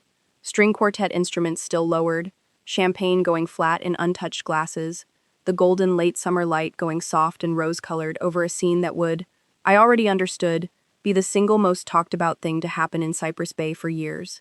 Daniel was led, hands cuffed in front of him, down the flagstone path toward a car I hadn't even noticed arrive, and as he passed me, close enough that I could smell the cologne I'd bought him for Christmas 2 years ago, he said quietly, just for me, in a voice stripped of every ounce of performance, I did love you, Elena. Some of it was real. I looked at him, at the man I had married in front of 210 guests at a vineyard in Sonoma, at the man who had asked me detailed questions about forensic methodology that I now understood had never once been curiosity, and I said the only thing I had left to say to him. I know exactly which parts were real, Daniel. I built the file. I know down to the dollar and the date. The crowd did not disperse after that, so much as it fractured. Small clusters forming and reforming across the lawn, phones coming out despite the caterer's attempts to maintain some order. My mother's garden club friends clustering around her with a mixture of concern and undisguised fascination, Whitney sobbing into Grant's shoulder while Grant, for the first time in the entire 6 weeks I'd known him, said absolutely nothing at all, his arrogance finally, completely, without anything to stand on. Agent Yoon returned to me briefly before leaving, his voice quiet and kind in a way I hadn't expected from a man doing this job for as long as he had. You did this exactly right, Ms. Voss. Cleanest execution of a case like this I've seen in years. I'm sorry it had to happen at your own party, but I promise you it needed to happen exactly the way it did, in front of exactly the people who needed to see it. I stood alone near the fire pit for a long moment after he left, watching the wreckage of the evening resettle itself around me, watching my father walk slowly toward my mother. Not to comfort her, I realized, but to finally, calmly, tell her something I couldn't hear from that distance. His shoulders straighter than I'd seen them in years. And I felt, for the first time in 6 weeks, something that was not quite relief and not quite grief, but some third thing entirely, a feeling I would spend a long time afterward learning the name for. The specific, hard-won stillness of a woman who had finally, completely, stopped absorbing other people's chaos as the cost of being loved. The last guests left a little after midnight, filtering out in hushed, stunned clusters, most of them murmuring some version of thank you for having us, that trailed off into nothing, unsure what etiquette even existed for the end of a party like this one. The caterers cleared plates in near total silence, casting careful, curious glances at me as I stood on the back lawn watching the string quartet pack away their instruments, their bright, unbothered music from earlier in the evening, feeling now like it had belonged to a different house entirely. My mother had gone inside sometime around 11, escorted by 2 of her garden club friends who'd stayed behind specifically to manage her, and I could hear her, faintly, through the open kitchen window, still repeating some version of, I don't understand, over and over, less a question now than a kind of keening. Whitney and Grant had left within 20 minutes of Daniel's arrest, Grant practically dragging Whitney to their car, both of them refusing to meet my eyes as they passed me on the flagstone path, and I would not see either of them again for 11 days. My father found me alone by the fire pit sometime after 1 in the morning, the last embers glowing low and orange, and he sat down beside me without a word, the way he had that evening on the deck weeks earlier, and we watched the fire together in silence for a long time before he finally spoke. Your mother wants to leave in the morning, he said quietly. Go stay with her sister in Bangor. I think that's probably right for now. I think we both need somewhere else to be while we figure out what happens next. He paused, and then, in a voice that had lost none of the new steadiness I'd first heard on the lawn hours earlier, he added, I want you to know, Elena, that whatever happens with the case, whatever restitution comes back, If any of it does, I don't want it. I want you to have whatever's recovered from what was taken from us. You built this entire thing to protect this family, even the parts of it that didn't deserve protecting. And I am not going to let what's left of my pride get in the way of finally, for once, doing the right thing by you, instead of the easy thing by your mother. I put my head on his shoulder, the way I hadn't done since I was a teenager, and for a long time neither of us said anything else at all. And that, more than the arrest, more than the toast, more than 6 weeks of careful, secret preparation, was the moment I finally let myself cry, quietly, in the dark, beside the only person in that entire family who had, in the end, earned the right to see it. The weeks that followed moved with the specific, grinding slowness of the American legal system, finally catching up to 6 weeks of forensic precision. Daniel was denied bail after Agent Yoon's team presented evidence of significant flight risk, including a previously undisclosed offshore account in the Caymans that Priya's team uncovered during discovery. An account holding just under $300,000 Daniel had been quietly siphoning for over a year, apparently as his own private exit plan in case the whole scheme ever came apart. He sat in a county facility for 4 months awaiting trial, and I did not visit him once, though he wrote me 11 letters. Each one I read exactly once and then filed, unanswered, in the same folder where I kept every piece of evidence I'd built against him. A folder Priya kept calling, half joking, the most thorough divorce filing I've ever seen, before the divorce was even filed. Vanessa Calloway was terminated from Calloway and Finch within 72 hours of the gala, her name spreading through the tight, gossiping circles of the private wealth industry with the specific speed that only professional scandal achieves. And the securities complaint Denise Okafor's office filed against her resulted, 8 months later, in a settlement that barred her permanently from holding any licensed position in financial services again. I heard, secondhand, from someone who still worked with her old firm, that she'd moved to Charlotte to be near family and was working retail at a luxury handbag boutique, a detail that reached me with no satisfaction attached to it at all, only the flat, distant sense of a chapter closing that had never really been mine to feel triumphant about in the first place. Whitney and Grant's marriage did not survive the 6 months that followed. Grant, it turned out, had been building his own quiet resentments about Whitney's spending and her family's chaos for longer than either of them let on, and the public humiliation of the gala, combined with the discovery, during a very ugly and very public divorce, that Whitney had also quietly borrowed nearly $11,000 from a shared account to fund a multi-level marketing investment she'd never disclosed to Grant, finished whatever was left between them. Whitney called me twice in the months after, both times late at night, both times some version of tearful apology tangled together with a request, the second call ending with her asking, with what I understood by then was simply her permanent operating mode, whether I could maybe help her out a little, just temporarily, until things settle. I told her, gently but without any ambiguity, that I loved her, that I hoped she found her way to something more honest with herself, and that I would not be lending her money, ever again, for anything, and I meant it with the same total finality I'd meant everything I'd said on that back lawn in September.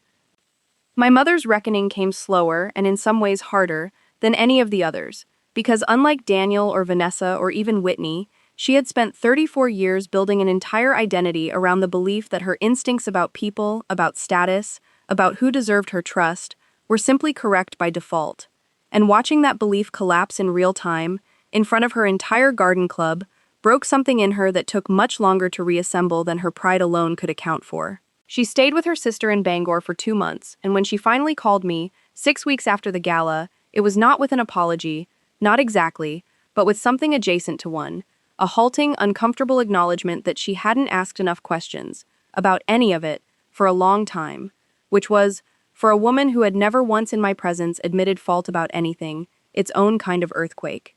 We are, as I tell this story now, in a slow, careful, imperfect process of rebuilding something between us, something smaller and more honest than what we had before, built on visits instead of assumptions, on asking instead of simply arriving. And I do not know yet whether it will ever be a warm relationship again. But I know it is, for the first time in my life, an honest one, which I have come to understand matters more. Daniel's trial began 9 months after the gala and lasted 11 days. I testified for 2 of them, walking a federal jury through the same forensic trail I'd first pieced together in a recorder's office parking lot. Ledgers and wire transfers and a forged signature laid out with the same clean, methodical precision I'd once brought to 1,000 other people's cases. Except this time the case was my own life, and I found, sitting on that witness stand, that the precision felt exactly the same either way, steady and clarifying rather than painful. Because by the time I testified, the pain had already been fully metabolized into something closer to purpose. The jury deliberated for 6 hours and returned convictions on all counts: wire fraud, securities fraud, and forgery. Daniel was sentenced to 11 years in federal prison and ordered to pay $1.6 million in restitution to 9 identified victims. A sentence, Priya told me, with real satisfaction in her voice, was on the harsher end of what similar affinity fraud cases had drawn in the state over the previous decade, the forged trust document weighing heavily in the judge's reasoning about premeditation. The house on the cliff, meanwhile, became something I had never quite let myself imagine it could be in those first frightening weeks. Entirely, unambiguously mine, in every sense that mattered, not just the deed, but the daily texture of living inside it, without negotiating my own space against other people's appetite for it. I turned the guest wing my mother had once claimed for herself into a small home office and a proper library. Shelves I filled slowly over the following year with books I actually read instead of decorative volumes chosen to impress. I had the closet reorganized, my grandmother's cast iron returned to the eye-level shelf where I could reach it without a step stool, and I framed a single photograph for that library, one I'd taken myself the morning after the gala, of the tide pulling long silver lines across the water at dawn, a photograph I titled, "Only in My Own Head, the Morning Everything Finally Belonged to Me."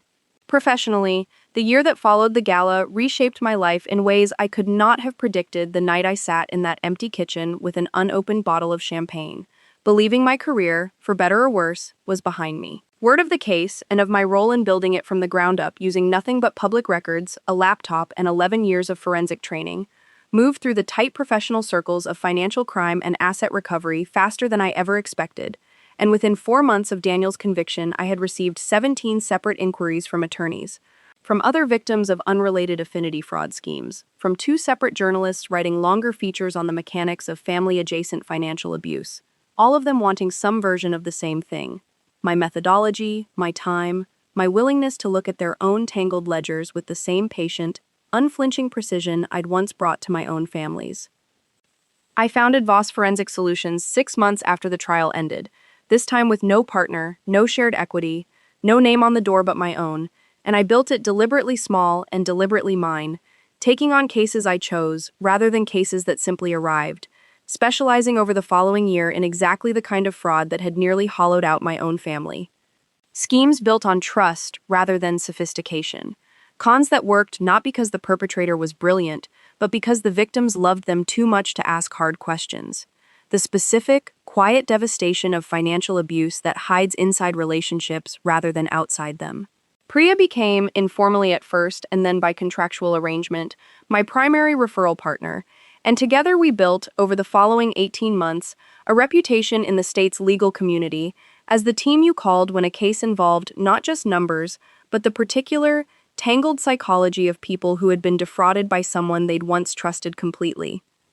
I want to tell you about one case in particular, because it is the case that taught me the final lesson of this entire year, the lesson that changed how I understood everything that had happened to me. 8 months after Daniel's sentencing, a woman named Colette Fournier walked into my new office. 63 years old, a retired school teacher, sitting very upright in the chair across from my desk with the specific brittle composure of someone who had rehearsed her own story so many times it had started to sound, even to her, like something that happened to someone else.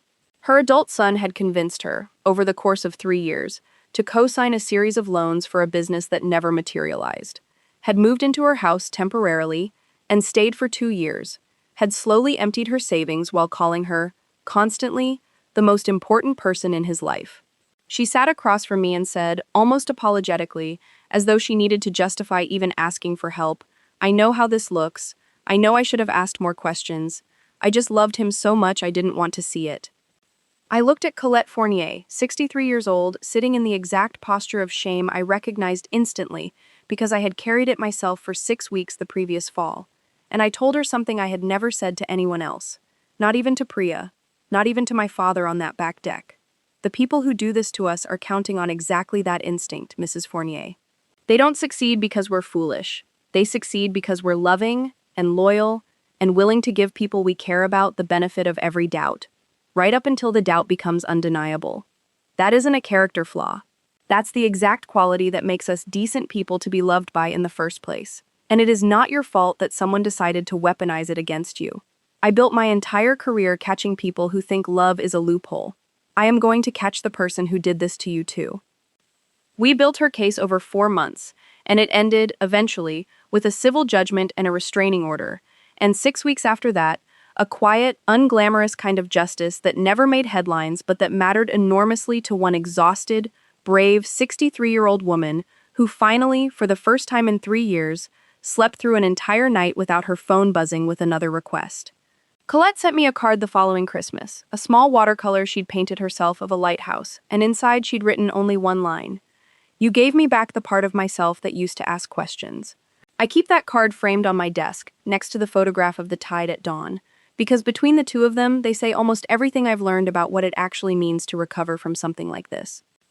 I dated, eventually, though not for the first 10 months, which I spent instead learning, slowly and with real deliberateness, how to be a person who lived entirely inside her own preferences again, what I liked to eat when no one else was choosing, what I wanted my mornings to look like when no one else's schedule dictated them, what silence actually felt like when it wasn't the tense, waiting silence of a house full of people quietly taking inventory of what belonged to me. When I did start dating again, nearly a year after the gala, I found myself, almost involuntarily, running a kind of internal due diligence on every man I met that would have embarrassed me before all of this happened, and that I have, in the time since, made total peace with. I asked more questions earlier.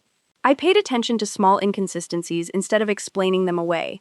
I watched, very carefully, for the specific flicker in someone's eyes when a question landed a little too close to something they'd rather not answer.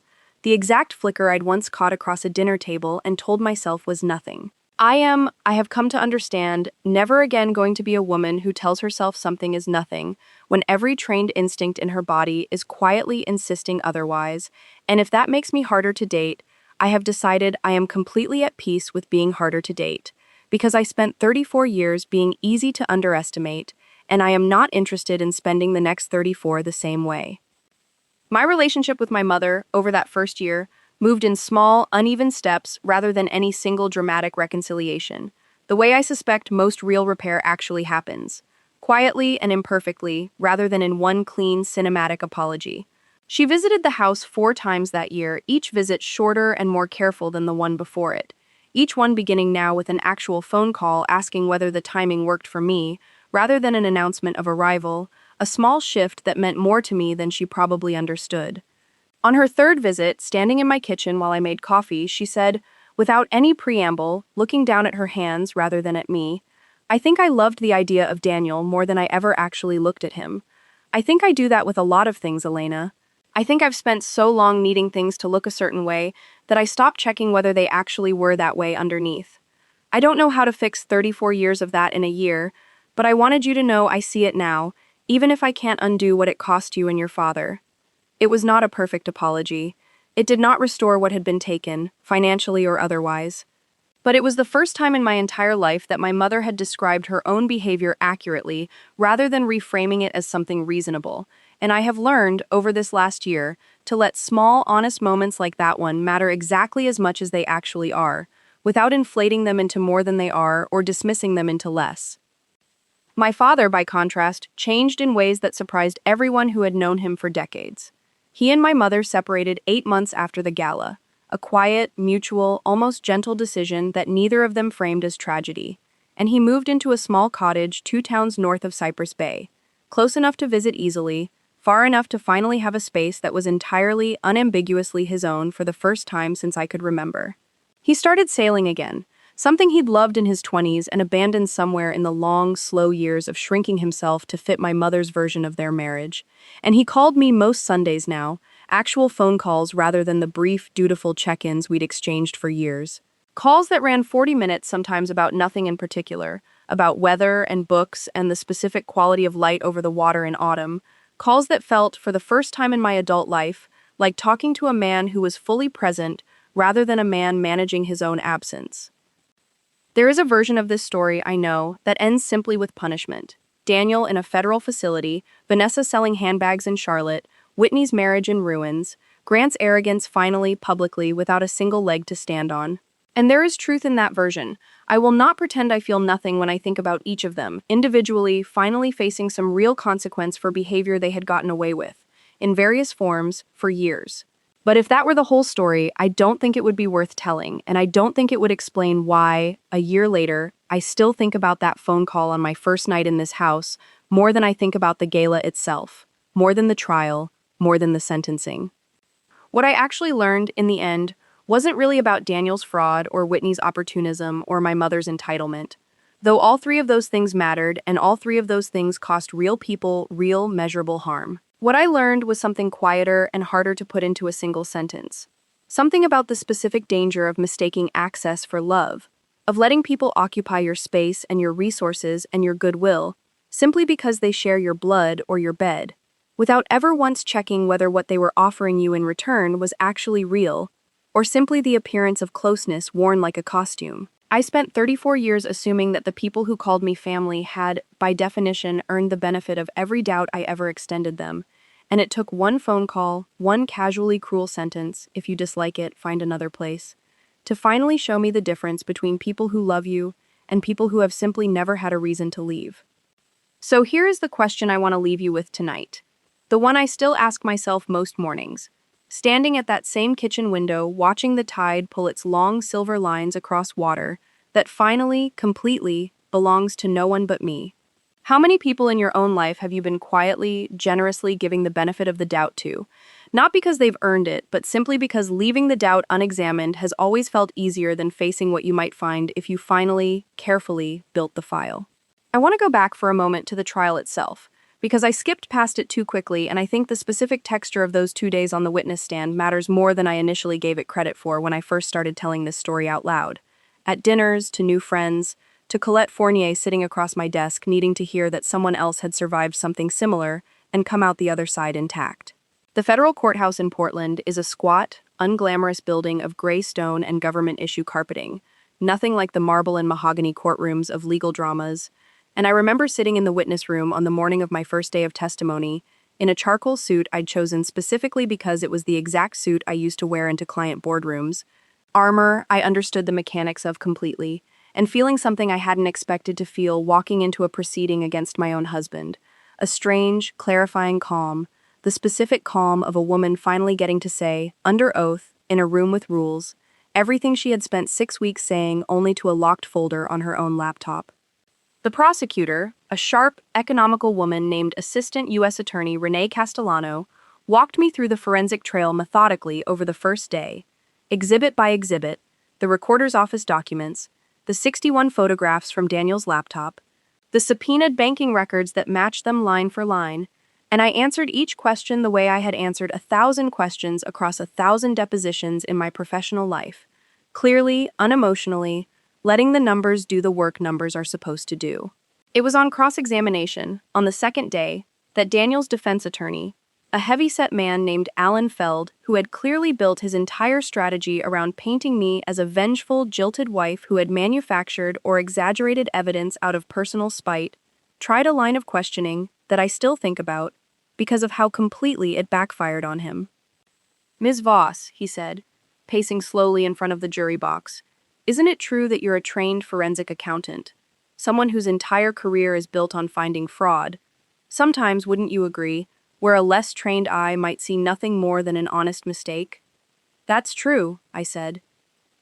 "So, isn't it possible," he continued, clearly pleased with the direction he thought this was heading, "that your professional training led you to see a pattern of intentional fraud in what was, in reality, simply a series of unfortunate business decisions by a husband under significant financial pressure? Isn't it possible that your specific expertise made you more likely, not less likely, to interpret ordinary mistakes as something sinister?" I looked at him for a moment, and then, without raising my voice at all, I answered the question as precisely and completely as I have ever answered anything in my professional life. "Mr. Feld, my training doesn't teach me to see fraud where none exists. It teaches me to distinguish, very precisely, between an honest mistake and a documented pattern of deception. And the difference between the two is not a matter of interpretation, it's a matter of evidence. An honest mistake doesn't require a forged signature on a power of attorney. An honest mistake doesn't require a second set of books that doesn't match the first. An honest mistake doesn't require 4 separate wire transfers structured to stay under reporting thresholds, timed within days of each new round of fraudulent client deposits. I didn't see a pattern because I'm trained to see patterns everywhere, Mr. Feld. I saw a pattern because my husband built one, carefully, over 20 months, and left a paper trail that any competent forensic accountant, trained or not, would eventually have found. I simply happened to be the one who found it first, because I happened to be the one he married. The courtroom was very quiet after that answer, and I watched 2 jurors, an older man in the second row and a younger woman near the aisle, exchange a brief, unmistakable glance, and I understood, sitting there, that whatever chance Alan Feld had of painting me as an unreliable, vindictive narrator of my own story had just quietly ended in that exchange, and Assistant U.S. Attorney Castellano, when she stood for redirect a few minutes later, simply said, "Nothing further, Your Honor," because there was nothing further that needed saying. Grant's downfall, which I mentioned only briefly earlier, deserves more room here than I initially gave it, because it unfolded with a specific, almost mathematical justice that I could not have engineered if I'd tried, and that taught me something about the way arrogance, left entirely unchecked for long enough, eventually collapses under its own weight without anyone needing to push it. In the months following the gala, Grant's business development role, which I'd once looked up out of professional curiosity and found suspiciously thin, turned out to be exactly as fragile as I'd suspected. The 6-employee company he worked for, it emerged during the ugly, public unraveling of his divorce from Whitney, had been sustained largely by a single major client relationship that Grant had spent years taking sole credit for, loudly, at every family dinner and industry mixer he'd ever attended, when in reality the relationship had been built and maintained almost entirely by a quieter colleague named Priyanka Desai, who finally, after watching Grant publicly humiliate himself and his family at a gala that half the local business community had heard about within days, decided she was done letting him take credit for her work. She left the firm 11 weeks after the gala and took the client relationship with her to a competitor, and within 4 months the company Grant worked for, deprived of the revenue it had never realized was carried entirely by someone other than its loudest self-promoter, laid off its entire business development department, Grant included.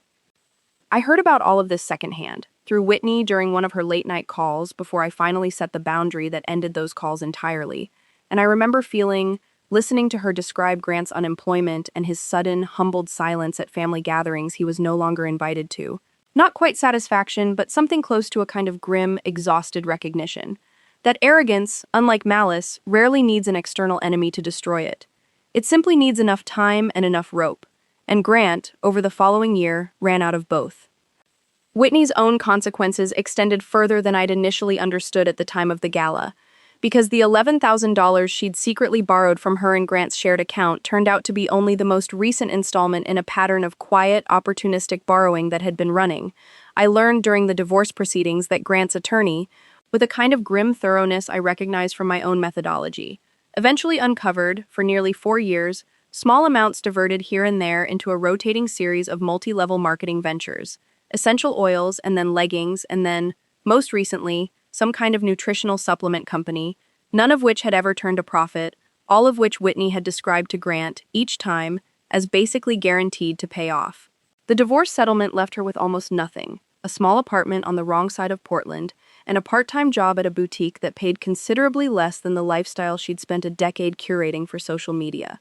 And though I did feel, watching this unfold from a careful distance, a complicated mixture of grief and vindication that I have never fully resolved, I also understood, by then, that Whitney's downfall wasn't something I had engineered. It was something she had been quietly building, one small, unearned entitlement at a time, for the entirety of her adult life. And the gala had simply been the moment the entire structure, built on sand for years, finally met a wave large enough to wash it out. There is one more piece of this story I want to tell you, because I think it matters more than almost anything else. And it is the piece I think about most when people ask me, as they often do now, whether I regret how public I made the reckoning, whether a quieter, more private confrontation might have spared some of the collateral damage that spread out from that gala into so many other lives. I think about my father, sailing again for the first time in 20 years. I think about Colette Fournier's watercolor lighthouse framed on my desk.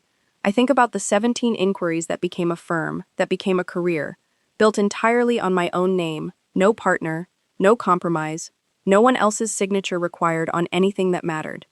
And I think, most of all, about a single sentence, spoken lightly, almost cheerfully, on a phone call 6 weeks before any of this began. If you dislike it, find another place. I have come to understand, in the year since, that my mother meant that sentence as an offhand dismissal, a small, careless cruelty she likely forgot within hours of saying it. But I have also come to understand that it was, in its own accidental way, the truest thing anyone said to me that entire year, because it was the sentence that finally, completely, gave me permission to stop waiting for people to treat my life like it mattered, simply because I loved them, and to start building, brick by brick, ledger by ledger, a life that could not be casually taken from me again by anyone who mistook my patience for permission. I think too about the specific mechanics of how a person becomes the kind of woman who can smile at a dinner table for 6 weeks, while quietly building a case that will end her husband's freedom. Because I know that part of this story sounds, to some of you listening, almost inhuman.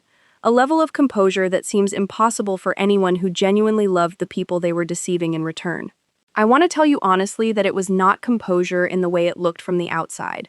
It was, more accurately, a kind of controlled fracturing that I only allowed myself in very specific, private windows of time, alone on the floor of Daniel's office the night I found the affair, alone at the edge of the tide the morning after my mother's phone call, alone in my car in the parking lot of a courthouse the morning of my first day of testimony, sitting for 11 minutes with my hands white-knuckled on the steering wheel before I finally walked inside.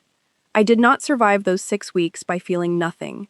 I survived them by understanding, with the same clarity I brought to every forensic case I'd ever built, that grief and strategy require completely different postures, and that a woman who lets them bleed into each other in front of an audience she cannot yet trust is a woman who loses the case before she's even finished building it. There is a particular kind of loneliness in that discipline that I don't think anyone warns you about. A loneliness that has nothing to do with being physically alone and everything to do with carrying the full, unbearable weight of a truth that everyone around you is still living inside the lie of. For 6 weeks, I sat at family dinners watching my mother praise a man I knew, with documented certainty, was actively defrauding her, and I could not say a single word, because every word I said too early risked collapsing the entire case before it was strong enough to hold. I want to be honest that there were nights during that period when I questioned whether the eventual justice was worth the specific cruelty of watching people I loved walk unknowingly toward a truth I could have warned them about sooner. And it was Priya, more than anyone, who talked me through those nights, reminding me, patiently, over and over, that a warning delivered too early to the wrong person is not mercy, it is simply a leak. And a leak in a case like this one doesn't just fail to protect the people you love, it actively destroys any chance of ever holding the person responsible accountable at all. I have made peace, in the time since, with the fact that protecting my family in the end required, for a period, appearing not to protect them at all. And I understand now that this particular kind of paradox is simply the price of doing this work honestly, whether professionally or, as it turned out, personally. I want to spend a little more time too on the house itself, because I have come to believe over this last year that the house was never really the point of this story, even though it's where the whole thing began, and I think it's worth being honest about that distinction. In the immediate aftermath of the gala, in the strange, hushed weeks that followed while the caterer's invoices still sat unpaid on my kitchen counter and the string lights the tent installers had strung across the back lawn were still slowly coming down one by one, I remember standing in the great room, looking at the space that had, for 6 weeks, been colonized inch by other people's appetite, and feeling something unexpected. Not triumph, exactly, but a kind of tired, hollow quiet. The specific emptiness that follows any large exertion of will, whether it's winning a case or ending a marriage, or watching your own mother's face collapse in front of 90 strangers. It took months, honestly, before that house started to feel like mine again, in any way that wasn't purely legal, purely titled, purely a matter of the deed sitting in a fireproof box in my new home office. It became mine again slowly, the way most real recovery happens, in small increments. The morning I finally hung the framed photograph of the dawn tide in the library. The evening, 4 months after the gala, when I hosted my first dinner party in that house that had nothing to do with strategy or evidence or performance. Just 3 friends from my new firm and a lasagna I burned slightly and didn't care. The Sunday, nearly a year later, when I woke up and realized I had gone an entire week without once thinking about Daniel, or my mother's voice on the phone, or the sound of Grant uncorking my Barolo without asking, and understood, with a small, private startle, that the house had finally, quietly, become simply a place I lived, rather than a battlefield I had won. I think about the ocean a great deal in this story, more than I think most people realize when I tell it, because I chose that house specifically for its proximity to water, and I have come to believe, in the years since, that there was something almost prophetic in that choice, something I couldn't have articulated the night I signed the papers, but that makes complete sense to me now. The tide does not negotiate, it does not ask permission to arrive, and it does not apologize when it recedes, and it moves according to a logic entirely indifferent to whatever emotional weather is happening on the shore above it. I have spent a great deal of time over this last year standing at that kitchen window watching the water do exactly what it has always done. Long before my family ever set foot on that cliff, and long after, I imagine, any of us will be remembered by anyone who wasn't directly in that story. And there is something in that indifference that I have come to find enormously comforting rather than bleak, because it reminds me, on the hardest days, that the specific chaos of what happened in that house for 6 weeks in the fall was, in the largest possible sense, exactly as small and exactly as survivable as any single tide, no matter how large it felt while it was breaking over me. I want to say one more thing about my father, because his arc in this story is the one I return to most often when I explain. To friends who ask why I don't consider this a story primarily about revenge, despite how it might read on the surface. My father spent 38 years disappearing into a marriage that required his diminishment as the price of its stability, and I watched, over the year following the gala, a man in his 60s learn, essentially from scratch, how to want things again. How to choose a boat, how to plan a solo trip to the coast of Nova Scotia he'd been talking about since I was a teenager and had never once actually booked. How to sit across from me at dinner and simply talk, without performing gratitude or apology or diminishment, like a person whose opinions were allowed to exist in the room without qualification. I remember a phone call, maybe 9 months after the gala, when he called just to tell me he'd finally finished the paperback he'd been carrying around, unread, on the back deck for the entire 6 weeks my parents had lived in my house. A slim novel about a fisherman that he described to me for 20 full minutes, with more animation than I had heard in his voice in over a decade. And I sat on the other end of that call and cried, quietly, happily, for reasons that had almost nothing to do with fraud or forgery or federal court, and everything to do with watching a person I loved finally, come back to himself. The question people ask me most often when I tell this story now, at dinners or in the rare interview I've agreed to for one of those financial crime journalists who first reached out after the trial, is whether I would do it again, exactly the way I did it. The public gala, the 90 witnesses, the specific theater of it all, and I have thought about that question a great deal, because it is, I think, the only fair question left to ask. And my answer every time is yes, without hesitation, though not for the reasons people usually expect. I didn't need 90 witnesses to convict Daniel. Agent Yoon's evidence would have held up in a courtroom regardless of how the arrest itself unfolded. In my kitchen, or in a parking garage, or in his own office on a Tuesday morning. What I needed, what I built that entire evening specifically to produce, was a moment my mother could never later revise into a more comfortable story. A moment Whitney could never later minimize into an unfortunate misunderstanding. A moment that existed, permanently and undeniably, in front of enough witnesses that no one in that family would ever again be able to tell themselves a softer version of what happened than the one that actually did. I had spent 34 years watching my family rewrite its own history in real time, softening every hard edge, reframing every cruelty as good intentions.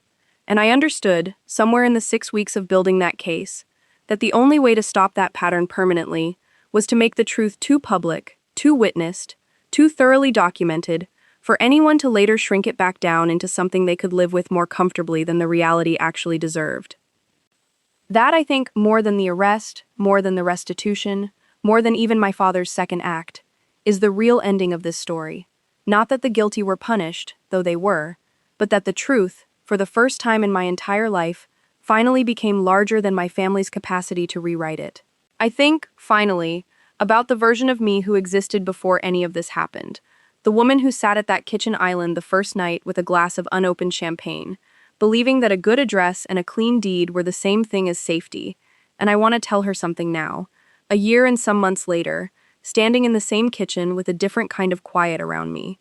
I want to tell her that the danger was never the house. The danger was the assumption, carried for 34 years without ever once being tested, that love and access were the same currency, that anyone who called her family had automatically earned the right to walk through every room of her life without ever once being asked to prove they belonged there.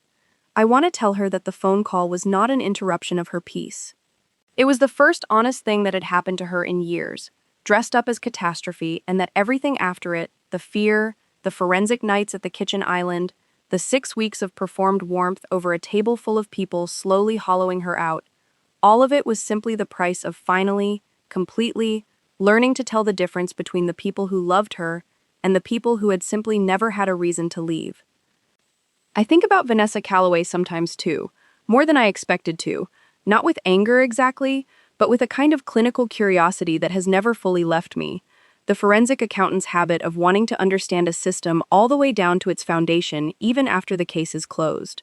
I wonder whether she believed, in whatever private moments she allowed herself the truth, that Daniel would ever have actually left me for her, or whether she understood, the way I eventually came to understand about Daniel entirely, that men who build parallel lives rarely intend to choose between them. They intend to keep every version running for as long as the machinery holds, extracting whatever each version offers, love from one, money from another, admiration from a third, for as long as nobody in any of those separate rooms compares notes. I have come to believe that this, more than any single lie, was the actual architecture of what Daniel built across those 3 years. Not one betrayal, but a whole quiet infrastructure of them, each one dependent on the others staying invisible to each other, and I think the reason the gala worked as completely as it did was that it collapsed all 3 rooms into one at the exact same moment, leaving him nowhere left to perform for, no separate audience left uncontaminated by what the others already knew. There is an image that has stayed with me from that night, more than any other, more than the handcuffs or my mother's collapsing face or Whitney's strangled sound when I said her name. It is the image of my father standing very still beside my mother in the gathering dusk, saying, "Let her finish," in a voice I had never once heard him use in 34 years. And I think about that image often because it represents, more than anything else in this entire story, the specific kind of quiet courage that doesn't get much attention in stories about revenge and reckoning. The courage of a man who had spent decades disappearing, finally choosing, in the single worst moment of his adult life, to stand up straight instead of shrinking smaller, to defend his daughter instead of managing his wife's comfort, a choice that cost him almost everything about the life he'd built, and that I believe, watching him sail again a year later, ultimately gave him back more than it took. I have also thought a great deal about what it means that the person who taught me to build a case, methodically, patiently, without ever tipping my hand before the evidence was ready, was also the person best equipped to eventually turn that exact skill against the family that raised her. I do not think this is ironic so much as I think it is simply true, the way most hard truths about families turn out to be simply true rather than dramatic, that the specific qualities a family fails to see in a daughter, dismisses as coldness, as overthinking, as working too hard at things that should come naturally, are very often the exact qualities that eventually save her, once she finally, completely, stops performing softness for people who are never going to reward it with anything real in return. I still host dinners in that great room, though the guest list looks nothing like it did a year and some months ago. Priya comes most Sundays, still, and we sit at the kitchen island the way I once sat there alone at 2 in the morning building the first file. Except now we talk about her newest cases, my newest clients, the specific satisfaction of watching justice move slowly, but move nonetheless, through a system that fails plenty of people but had not, in the end, failed me. My father visits every few weeks, always with some new story about the boat, always staying long enough for a full dinner and never once, anymore, arriving a moment before he says he will. My mother visits less often but more honestly, and last month, standing in my kitchen while I made coffee, she asked me, for the first time in her entire life, an actual question about my forensic work. Not a performance of interest, but something that sounded, unmistakably, like genuine curiosity. And I answered her slowly, carefully, the way you'd feed a small flame you were not yet certain would catch. And something in that exchange, small as it was, felt like the truest kind of progress this story has produced. I do not know what happens to Whitney next, whether the version of her that finally, painfully, ran out of other people's patience will ever build something more honest in its place. And I find, a year later, that I have made a fragile kind of peace with not knowing, with understanding that her story is no longer mine to narrate or to fix. only to witness from whatever distance keeps me safe. I know that Daniel writes fewer letters now than he did in the first 4 months, and that the ones that still arrive have shifted, gradually, from apology into something closer to a strange, quiet acceptance. And I read every one of them still, exactly once, and file them unanswered, because some doors, once closed as completely and as publicly as that one was, are not meant to ever reopen, no matter how politely someone eventually learns to knock. What I know, standing here now in a house that finally, completely, belongs to no one but me, is that the woman who answered the phone that first night, trembling and then smiled at her own reflection in a dark window, was not becoming someone cold. She was becoming someone accurate for the first time in her entire adult life, someone who finally understood that the softest, most naive person in any room is very often the one everyone else has simply decided, without ever once testing the theory, that they can take from without consequence. I stopped being that person on a Tuesday in September, in front of 90 witnesses and a string quartet that had gone quiet, and I have not gone back, and I do not intend to. I want to leave you with one last detail before I go, something small that I have never told anyone outside of Priya, because I think it says more about how this entire year changed me than almost anything else I've described. 2 weeks after the trial ended, after the sentencing, after the restitution order was finalized and the last of the paperwork had been filed and signed and notarized, I drove back out to that same county recorder's office where this whole story technically began, the one that smells like toner and old paper, and I found Walt behind the same counter, and I requested, of all things, a certified copy of my own deed. The original one, $3.1 million, my name only, no cosigners, no joint accounts, no exceptions. He looked at me a little strangely, because I already had a copy of that deed, several copies, one of them locked in the fireproof case in my library alongside the folder Priya had once called the most thorough divorce filing she'd ever seen before the divorce was even filed. But I wanted a fresh one, a clean one, requested and paid for and issued after everything, a version of that document that existed on the other side of the entire ordeal rather than before it. And when Walt slid it across the counter to me, I stood there in that fluorescent-lit office for a long moment, just looking at my own name printed cleanly on official paper, Elena Voss, sole owner, and I felt something settle in my chest that had been unsettled since the night of that first phone call, a feeling I can only describe as the specific, hard-won piece of a woman who finally, completely has documented proof, filed with the county, notarized and witnessed and permanent, that at least one thing in her life belongs entirely and only to her, built with her own hands, defended with her own resolve, and never again available for anyone else to simply decide, on a whim, over a glass of Chardonnay, that they have the right to claim. I keep that fresh copy in the top drawer of my desk now, not locked away with the evidence, not hidden in a fireproof case, just sitting there, in plain sight, where I can open the drawer on an ordinary Tuesday afternoon and see it whenever I need reminding of exactly what all of this cost, and exactly what it finally, permanently, secured.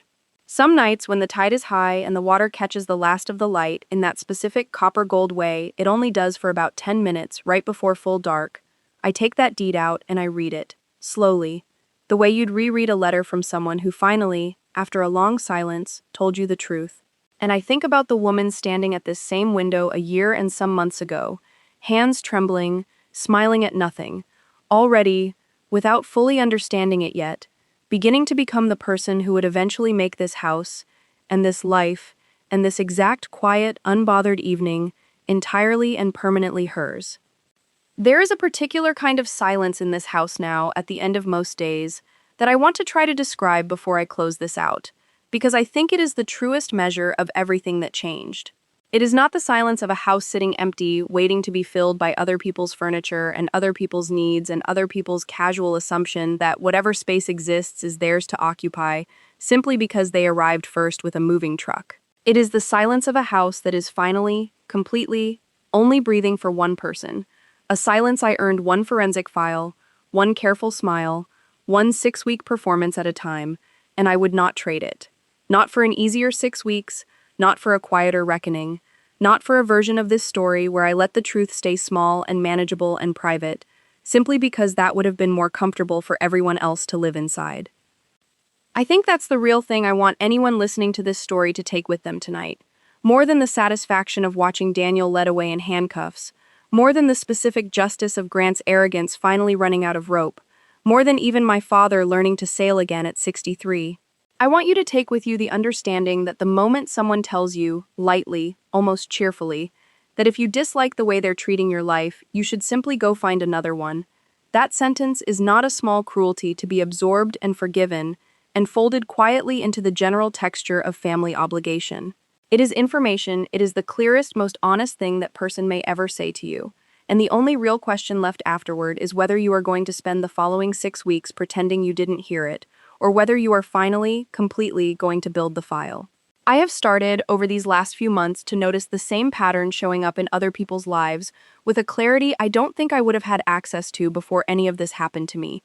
And I want to share just one more example before I bring this to a close, because I think it illustrates something important about how quietly this kind of erosion usually begins.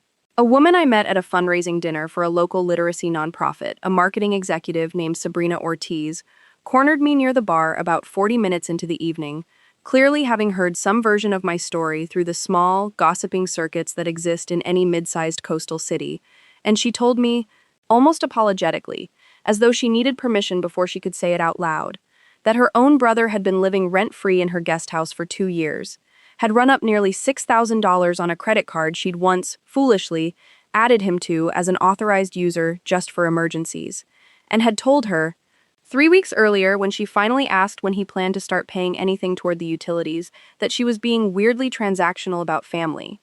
A phrase that landed on her, she said, with the exact same numb, disorienting weight that if you dislike it, find another place had landed on me. I did not tell Sabrina Ortiz what to do with her brother that night, because I have learned, over this last year, that the specific shape of each person's reckoning has to be theirs alone to design, built around their own resources and their own relationships, and their own tolerance for what public exposure might cost them. But I did tell her the one thing I wish someone had told me the night my mother called, standing in that empty kitchen with an unopened bottle of champagne, that the discomfort she felt asking a fair question about utilities was not a sign that she was being unreasonable. It was a sign that she had, for the first time in 2 years, finally stopped absorbing an imbalance she had been quietly carrying alone, and that the way her brother reframed her fair question as some kind of moral failing on her part was, itself, the clearest evidence available that he had never once intended to treat the arrangement as anything other than permanent, unpaid, and hers alone to fund indefinitely. I told her to start writing things down, dates, amounts, conversations. Not because she necessarily needed a federal case, most people don't, but because the simple act of writing it down, dated and specific, is very often the first moment a person finally lets themselves see the full shape of something they've spent months or years minimizing in real time, one small incident at a time, none of which look like much of anything until you finally lay them all out next to each other in a single file and see, all at once, exactly how much they add up to. She called me 2 months later to tell me her brother had moved out on his own after she finally showed him a printed list of what he owed her. Not shouted, not tearful, just handed across her kitchen table the way I imagine I might have handed something similar across mine if I'd built a smaller, quieter version of this reckoning instead of the one I ultimately chose. And she said, at the end of that call, something that has stayed with me since. I didn't need a gala, Elena. I just needed to finally believe that writing it down wasn't dramatic. It was just true. That, I think, is the smaller, more universal version of everything I've told you tonight. The version that doesn't require a federal warrant or 90 witnesses or a string quartet going silent mid-song. The version available to almost anyone listening who has ever felt that specific, disorienting numbness of realizing a person they love has quietly decided that their patience is a resource to be extracted rather than a gift to be honored. You do not need my exact house, or my exact husband, or my exact 11 years of forensic training to build your own file. You only need to start, honestly and specifically, writing down what is actually happening, instead of the softer, more forgivable story you've been telling yourself about it, and to trust that the truth, once it's fully assembled in front of you, in your own handwriting, in your own dated entries, will tell you everything you need to know about what happens next. I think about my mother's voice on that first phone call more than I think about almost anything else from that entire year. More than the arrest, more than the trial, more even than the specific quality of light over the water the morning after the gala. If you dislike it, find another place. I have come, finally, completely, to be grateful for that sentence. Not because it was kind, it was not kind, but because it was the first fully honest thing anyone in that family had said to me in years. And honesty, even when it arrives dressed as cruelty, even when it costs you 6 brutal weeks of secret forensic labor, and a marriage and a version of your family you can never fully get back, is always, in the end, more valuable than the comfortable, generous lie it replaces. I did not find another place. I built one, from the ground up, out of the very ruins she assumed I would simply abandon. And I am telling you all of this tonight, from that same kitchen window, watching the same tide pull the same long silver lines across the water. Because I want you to understand something before you close this video. The file is always available to you. The only question that ever really matters is whether you're finally ready to open it. 3 days after that fundraising dinner with Sabrina Ortiz, I got a call I hadn't expected. One that reminded me, with a suddenness that briefly took the breath out of my chest, that a story like this one is never quite as finished as an epilogue wants it to feel. It was Priya, and her voice had a tightness to it I recognized instantly from the earliest days of this whole ordeal. The specific controlled urgency she used when something had shifted underneath a case she thought was fully closed. "I need you to sit down," she said, and I felt the old, familiar cold settle into my hands before she'd said another word. "It's about the restitution fund. There's a complication with the Cayman account, and it involves your mother." I stood at the kitchen island, the same seat, and I asked her, very quietly, to explain, and what she told me over the following 10 minutes rearranged, once again, everything I thought I finally understood about how thoroughly this story had actually ended.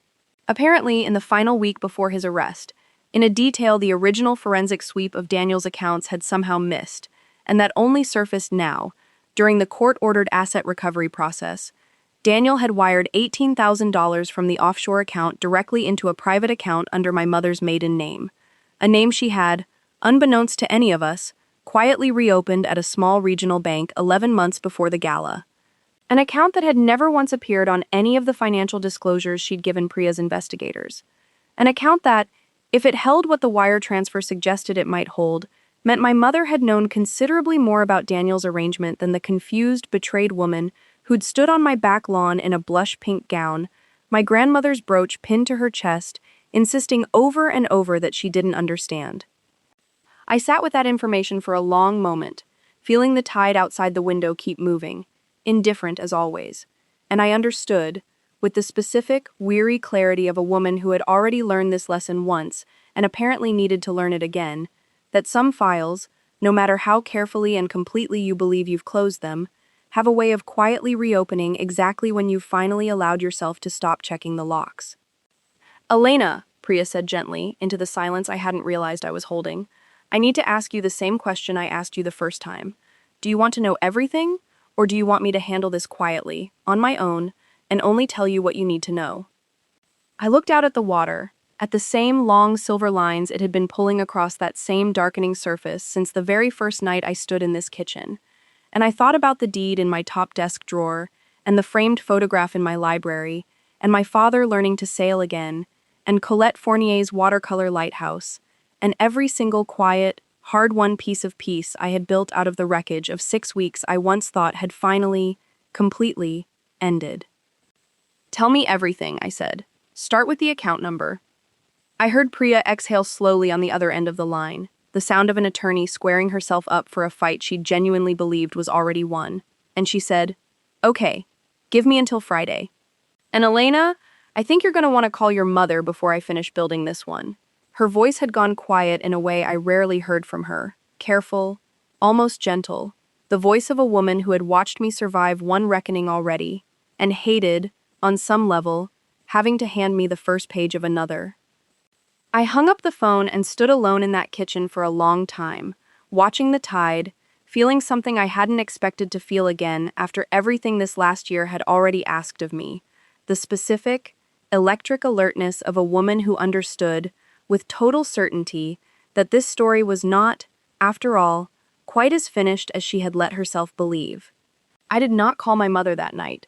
I sat with the knowledge for hours instead, turning it over the way I used to turn over a suspicious ledger entry in the earliest days of my career, looking for the angle that would make it mean something other than what it plainly appeared to mean, and finding, as I always eventually found back then too, that the plainest reading was almost always the correct one. $18,000, wired from an offshore account 11 days before Daniel's arrest, into a private account under a maiden name my mother had never disclosed.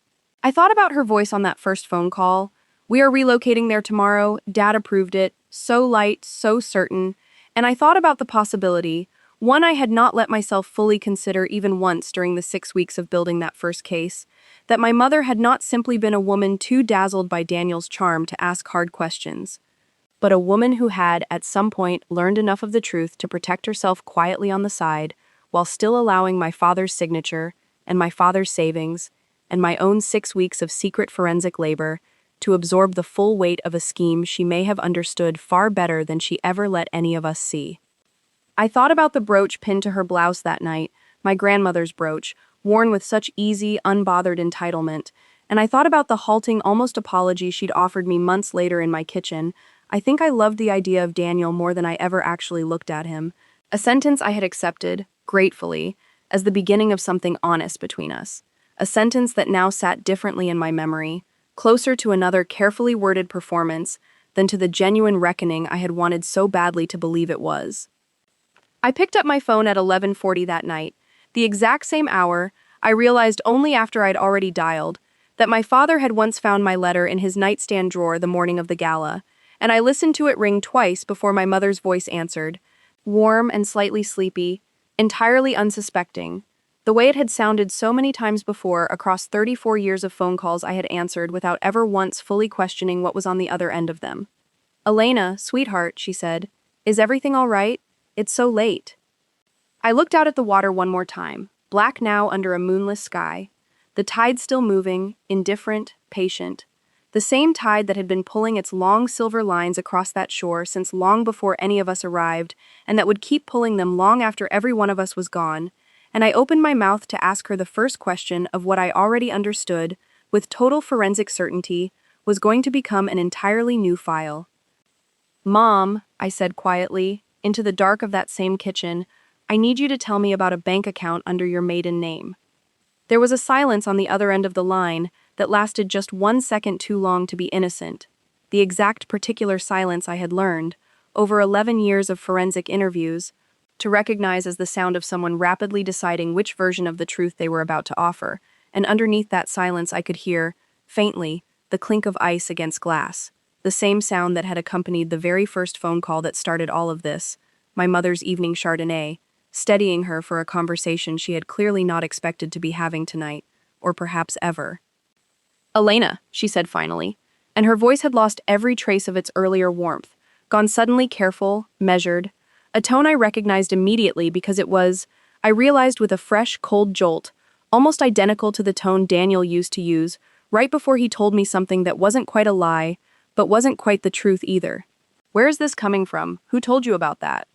There was a rustle on her end, fabric or paper, the sound of a woman sitting up straighter in bed, gathering herself the way she used to gather herself before any conversation she needed to control.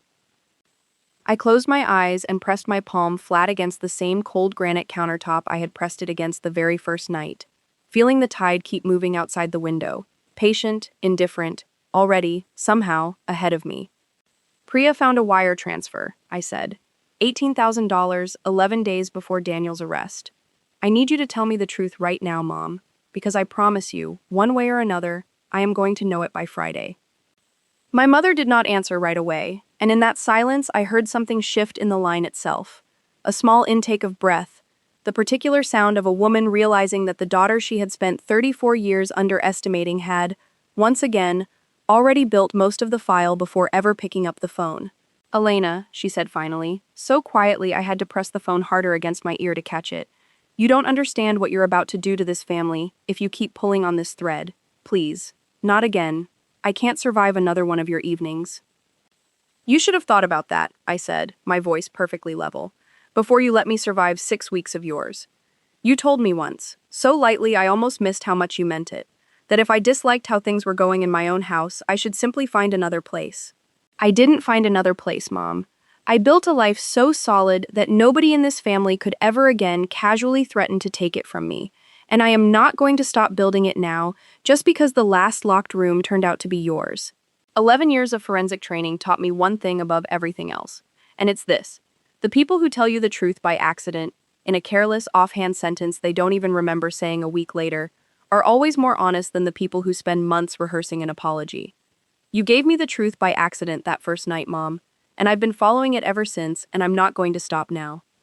She didn't answer for a long moment, and in the silence I could hear, unmistakably now, the particular tremor of a woman who understood, finally and completely, that the daughter she had spent a lifetime underestimating was already standing at the door of a room she had believed, right up until tonight, no one would ever think to open.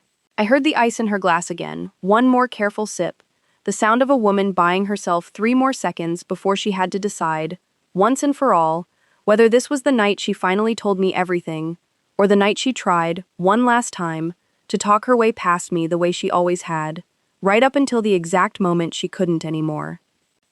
Outside my kitchen window, the tide kept moving the way it always had, indifferent to every phone call that had ever been made from this house, patient in a way none of us had ever managed to be with each other, and I stood there in the dark with the phone against my ear, waiting for my mother to decide, one more time, which version of the truth she was finally going to give me, and thinking, almost calmly now, that whatever she said next, I already had the folder open, and I already knew exactly how to fill it in.